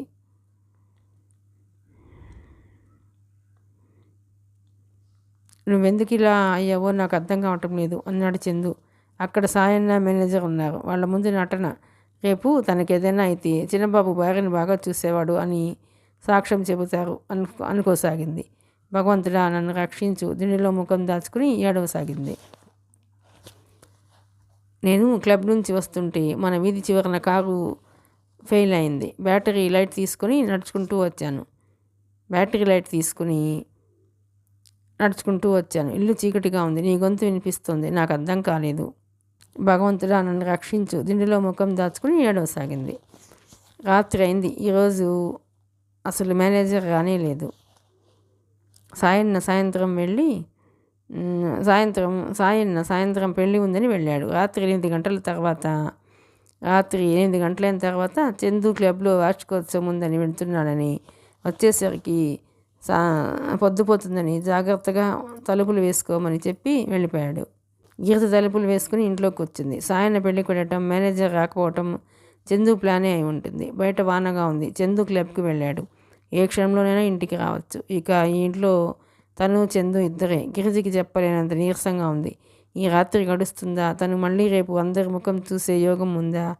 ఇప్పుడు బాబుని తీసుకు వెళ్ళిపోతే గిరిజ బయటపడుతున్న వర్షాన్ని లక్ష్య పెట్టలేదు. గబగబా బాబు సామాను అల్లిక బుట్ట తీసుకుంది. బుట్టలో సామాను సర్ది ఉయ్యాల దగ్గరికి వచ్చేసరికి కెవ్వుమంది. అంత క్రితం ఆ ఉయ్యాల్లో ఉన్న బాబు లేడు. బాబు బాబు అని అరిచేసింది. గిరిజకి ఒళ్ళు జలధరించింది. అయితే తలుపులు మూసి ఉన్న ఈ ఇంట్లో తను ఒక్కతే కాదు, ఎవరో ఉన్నారన్నమాట. గిరిజకి భయంతో ప్రాణం గడ్డకట్టిపోతున్నా బాబుని గురించిన బెంగతో మొండి ధైర్యం వచ్చేసింది. ఎవరున్నారు? తనకేం భయం లేనట్టే అరిచింది. ఎక్కడి నుంచి శబ్దం రాలేదు. గిరిజ చూపులు నేల మీదకి వచ్చి మళ్ళీనాయి. మట్టి పంటిన పాదాల్లో గుర్తులు మెట్ల వైపు వెళుతూ కనిపించాయి. గిరిజ మెట్ల దగ్గరికి వచ్చింది. పరుగున కిందకి దిగి వచ్చింది. ఎక్కడో బాబు ఏడుపు ఉక్కపట్టినట్టుగా వినిపిస్తోంది. గిరిజ చూస్తూనే ఉంది. సడన్గా ఇంతలో లైట్లు ఆగిపోయినాయి. గిరిజకి భయంతో గుండెలు చుట్టుకుపోతున్నట్టుగా ఉంది. ప్రాణం ఎలాగూ పోతుంది, అది ఖాయం. కానీ తను తేలిగ్గా లొంగదలుచుకోలేదు. గిరిజకి చీకట్లో ఎవరిదో పాదాల అలికిడి వినిపించింది. సందేహం లేదు, చందుయే. తను అనుకున్నదే జరిగింది. తను ఎంత పొరపాటు చేసింది. అప్పుడే అందరినీ పిలిచి తన భయం చెప్పేయాల్సింది. చందు దగ్గర ఉండనని ఎదురు తిరగాల్సింది. బహుశా అలా చేసినా లాభం లేదేమో. చందు డాక్టర్ చేత తనకి మతి చెల్లించిందని చెప్పించేవాడేమో. ఎంత తెలివితేటలుంటే ఏం ప్రయోజనం? అతని చేతిలో బందీగా చిక్కిపోయింది. గిరిజకి రవి గుర్తుకొచ్చాడు. ఏడుపు వచ్చేసింది. ఆ చీకట్లో ఎవరో తన కోసం వెతుకుతున్నారు. గిరిజ చీకట్లోనే తప్పుకుంటోంది. వీధి తలుపు కోసం వెతుకుతోంది. ఒకసారి ఆ తలుపు తెరవగలిగితే బయటికి పారిపోవచ్చు. ఎవరితో చేయి తగిలింది. గిరిజ అరిచింది. గబాలా దూరంగా జరిగింది. 2 నిమిషాలు గడిచాయి. ఎటు వెళితే ఆ వ్యక్తికి అందిపోతుందో. గిరిజ ఎంత మెల్లగా కదిలినా చీర రెపరెప గాజుల గలగల శబ్దం అవుతుంది. అవి గిరిజ ఉనికిని తెలుపుతున్నాయి. గిరిజ గాజులు పైకి తీసుకొని గట్టిగా బిగించింది. చీర కుచ్చిళ్ళ రెపరెప ఆపటం సాధ్యం కాలేదు. ఎవరో గిరిజని పట్టుకున్నారు. ఆ పెర్ఫ్యూమ్ చందుదే. చందు నన్ను చంపకు ప్లీజ్. ఆ వ్యక్తి అదేం వినటం లేదు. గిరిజ కంఠం నొక్కేస్తున్నాడు. అతని వేళ్ళు నిర్దాక్షిణ్యంగా గిరిజ పీకని నిలిపేస్తున్నాయి. గిరిజ ఆ చేతుల నుంచి అతి కష్టం మీద తప్పించుకోగలిగింది. 1000 ఏనుగుల బలం వచ్చిన దానిలా అతని దూరంగా బలంగా నెట్టేసింది. చీకట్లో దబ్బుమని పడిన చప్పుడైంది. గిరిజ పరిగెత్తింది. మెట్లు తగిలినాయి. మెట్లకి అభిముఖంగా వెళితే వీధి తలుపు వస్తుంది. గిరిజ పరిగెత్తింది. చేతులతో తడిమింది. గడియ ఊడదీసింది. తలుపు తీసింది. గాలి వాన చినుకులు రిబ్బున లోపలికి వచ్చి ముఖాన్ని కొట్టినాయి. గిరిజ బయటికి వెళ్ళబోయింది. ఆ వ్యక్తి వెనక నుంచి లాగాడు. ఆ తలుపులు మూయబోయాడు. కానీ గిరిజ ఆ పని జరగనీయలేదు. అతను గిరిజ ముఖం మీద ఎడాపెడా కొడుతున్నాడు. గిరిజకి తల అదిరిపోయింది. అతను చేయిపట్టి గిరిజ బయటికి వెళ్లకుండా లోపలికి లాక్కు వచ్చాడు. గిరిజ ప్రాణం కోసం ఆదిశక్తిలా పెనుగులాడుతోంది. హఠాత్తుగా అతను పడ్డాడు. గిరిజ కూడా పడింది. గిరిజ చేతులకి అతని కంఠం దొరికింది. గిరిజ చేతులకి ఉడుం పట్ల లాంటి శక్తి వచ్చేసింది. అతని తలని కొడుతోంది. అది ఎక్కడ తగులుతుందో తెలియటం లేదు. కానీ గట్టి వస్తువుకి తగులుతున్నట్లు శబ్దం వస్తోంది. గిరిజ ఏడుస్తోంది. బాధతోనే ఉంది. నిన్ను ఎంత ప్రేమించినా నన్ను మోసం చేశావు. నన్ను చంపడానికి ఎత్తివేశావు. ఆస్తి కోసం నటించావు. ఎవరికీ తెలియకుండా నన్ను మాయం చేసి పెద్ద మనిషిలా అనుభవించాలని చూస్తావా? నువ్వింత నీచుడమని అనుకోలేదు. ఒక హంతకుడికి నేను బిడ్డని కన్నాను. తలుచుకుంటేనే సిగ్గు వేస్తుంది. నాకు తెలియదు అనుకున్నావా? నువ్వు ఈరోజు కావాలనే మేనేజర్ని మానిపించావు. క్లబ్కి వెళ్ళినట్టే వెళ్ళి ఇంట్లో దూరి దాక్కున్నావు. నిన్ను చంపితే నాకు భర్త హత్యాదోషం ఏమీ తగలదు. ధైర్యం గల ఒక ఆడపిల్ల చేసిన పనిగా ఉంటుంది. నేను పోలీసుల దగ్గరికి వెళ్తాను. నాకేం భయం లేదు. ఇంతలో అక్కడికి వచ్చారు. బ్యాటరీ లైట్ పడింది. గిరిజ కళ్ళు హఠాత్తుగా వచ్చిన ఆ కాంతిని భరించలేనట్టు మూసుకున్నాయి. గిరిజ, ఆ స్వరం ఆశ్చర్యంగా వినిపించింది. గిరిజ కంఠం వినగానే నిశ్చేష్టురాలైంది. అటువైపు తిరిగి చూసింది. ఎదురుగా చందు బ్యాటరీ లైట్తో నిలబడి ఉన్నాడు. ఏమిటది? అతను త్వరగా దగ్గరికి వచ్చాడు. గిరిజ తన కళ్ళను తనే నమ్మేంటూ చూస్తోంది. తను చందుని చంపింది. మళ్ళీ చందు ఎదురుగా నిలబడి ఉన్నాడు. గిరిజ, ఎవరిది? ఏమైంది? అతను కంగారుగా బ్యాటరీ లైట్ అతని ముఖం మీద వేశాడు. అతను మేనేజర్. నుదుటి నుంచి ముక్కు నుంచి రక్తం దారలు కట్టి షర్ట్ అంతా ఎర్రగా తడిసిపోయింది. గిరిజ విభ్రమంగా చూసింది. ఇతను నువ్వు కదా అంది. నేనా అన్నాడు చందు. అతను మరు నిమిషంలో వెళ్ళి తీసేసిన మెయిన్ ఆన్ చేశాడు. లైట్లు వెలిగినాయి. గిరిజ ఇంకా కళ్ళప్పగించి విభ్రాంతిగా చూస్తుంది. తన చేతిలో చావు దెబ్బలు తిన్నది చందు కాదు, మేనేజరు. చందు వైపు చూసింది. చందు వైపు తిరిగింది. చందు గిరిజన్ దగ్గరికి తీసుకున్నాడు. నేను క్లబ్ నుంచి వస్తుంటే మన వీధి చివరన కారు ఫెయిల్ అయింది. బ్యాటరీ లైట్ తీసుకుని నడుచుకుంటూ వచ్చాను. ఇల్లు చీకటిగా ఉంది. నీ గొంతు వినిపిస్తోంది. నాకు అర్థం కాలేదు, కానీ ఇది నేను కల్లో కూడా ఊహించలేదు. చందు మరుక్షణంలో గిరిజ అతని గుండెల్లో ముఖం దాచుకుని చేసింది. ఎక్కడి నుంచో మరో ఏడుపు వినిపించింది. చందు గిరిజను వదిలి పరిగెత్తాడు. రాజగోపాలరావు గారి గదిలో మంచం కింద బాబు కటిక నేల మీద ఏడుస్తున్నాడు. చందు పిల్లాడిని ఇవ్వగానే గిరిజ గుండెలకి అదుముకుంది. గంట అనంతరం ఆ ఇల్లు పోలీసులతో, శేషారత్నం డాక్టర్ గారు లాంటి హితులతో కిటకిటలాడింది. మేనేజర్ని పోలీసులు అరెస్ట్ చేశారు. అతను చెప్పేశాడు, రాజగోపాలరావు గారు రాసిన విల్లు శేషారత్నం గారికి ఇవ్వకముందే నేను రహస్యంగా చదివాను. గిరిజను చంపేస్తే ఆస్తి కోసం చందుయే చంపినట్టుగా రుజువు చేయడానికి అన్నీ సమకూర్చుకున్నాను. చందు భార్యని చంపిన నేరానికి అరెస్ట్ అయితే కొన్ని సంవత్సరాలు జైలు నుంచి తిరిగి రాడు. అనుభవజ్ఞుడైన నా చేతికి ఆస్తి మేనేజ్మెంట్ వస్తుందని ఆశపడ్డాను. అందుకే గిరిజ మనసులో అనుమానం రేకెత్తేలా ఫోన్ చేశాను. అందరూ ఈ మాటలు విని ముక్కు మీద వేలేసుకున్నారు. చూసారా, మనం బాగా మాట్లాడుతారని వీళ్ళని నమ్ముతాం. ఆ డబ్బు మూలంగా ప్రాణాలకి కూడా ఎంత ప్రమాదమో అన్నారు డాక్టర్ గారు. అందరూ వెళ్ళిపోయారు. చందు అన్నాడు, గిరిజ, నువ్వెలా నమ్మావు? నేను నిన్ను ఆస్తి కోసం హత్య చేస్తానా? అది నాకు చాలా బాధగా ఉంది. గిరిజ ఏడుస్తోంది. దీనికంతటికీ మీరే కారణం. ఆ వీలునామా గురించి నాకు ఎందుకు చెప్పలేదు మీరు? అదా, చెప్పకూడదని చెప్పలేదు. అంకుల్ని కూడా చెప్పవద్దన్నాను. ఎందుకంటే ఆ వీలునామా సంగతి తెలిస్తే ఆస్తి కోసం నేను నీకోసం వచ్చానని అపోహపడతామని భయం వేసింది. నాతో కాపురం చేయటానికి రావేమో అనుకున్నాను. నేను నీకోసం వచ్చింది తాతయ్య కోసం, ఇంటి పరుగు ప్రతిష్టల కోసం. నువ్వు అలా వెళ్ళి బయట ఉద్యోగం చేసుకుంటుంటే నాకు అవమానం అనిపించింది. నేను నవ్వుల పాలయ్యాను.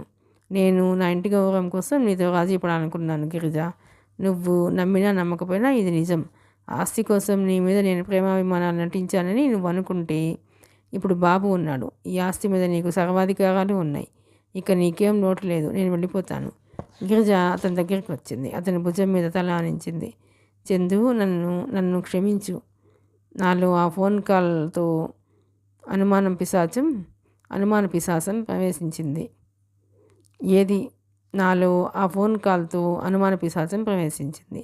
ఏది నిజమో ఏది అబద్ధమో తెలియని అయోమయపు స్థితిలో పడ్డాను నేను. నీ పట్ల గల ప్రేమే నన్ను ఇంత నరకయాతనకి గురి చేసింది.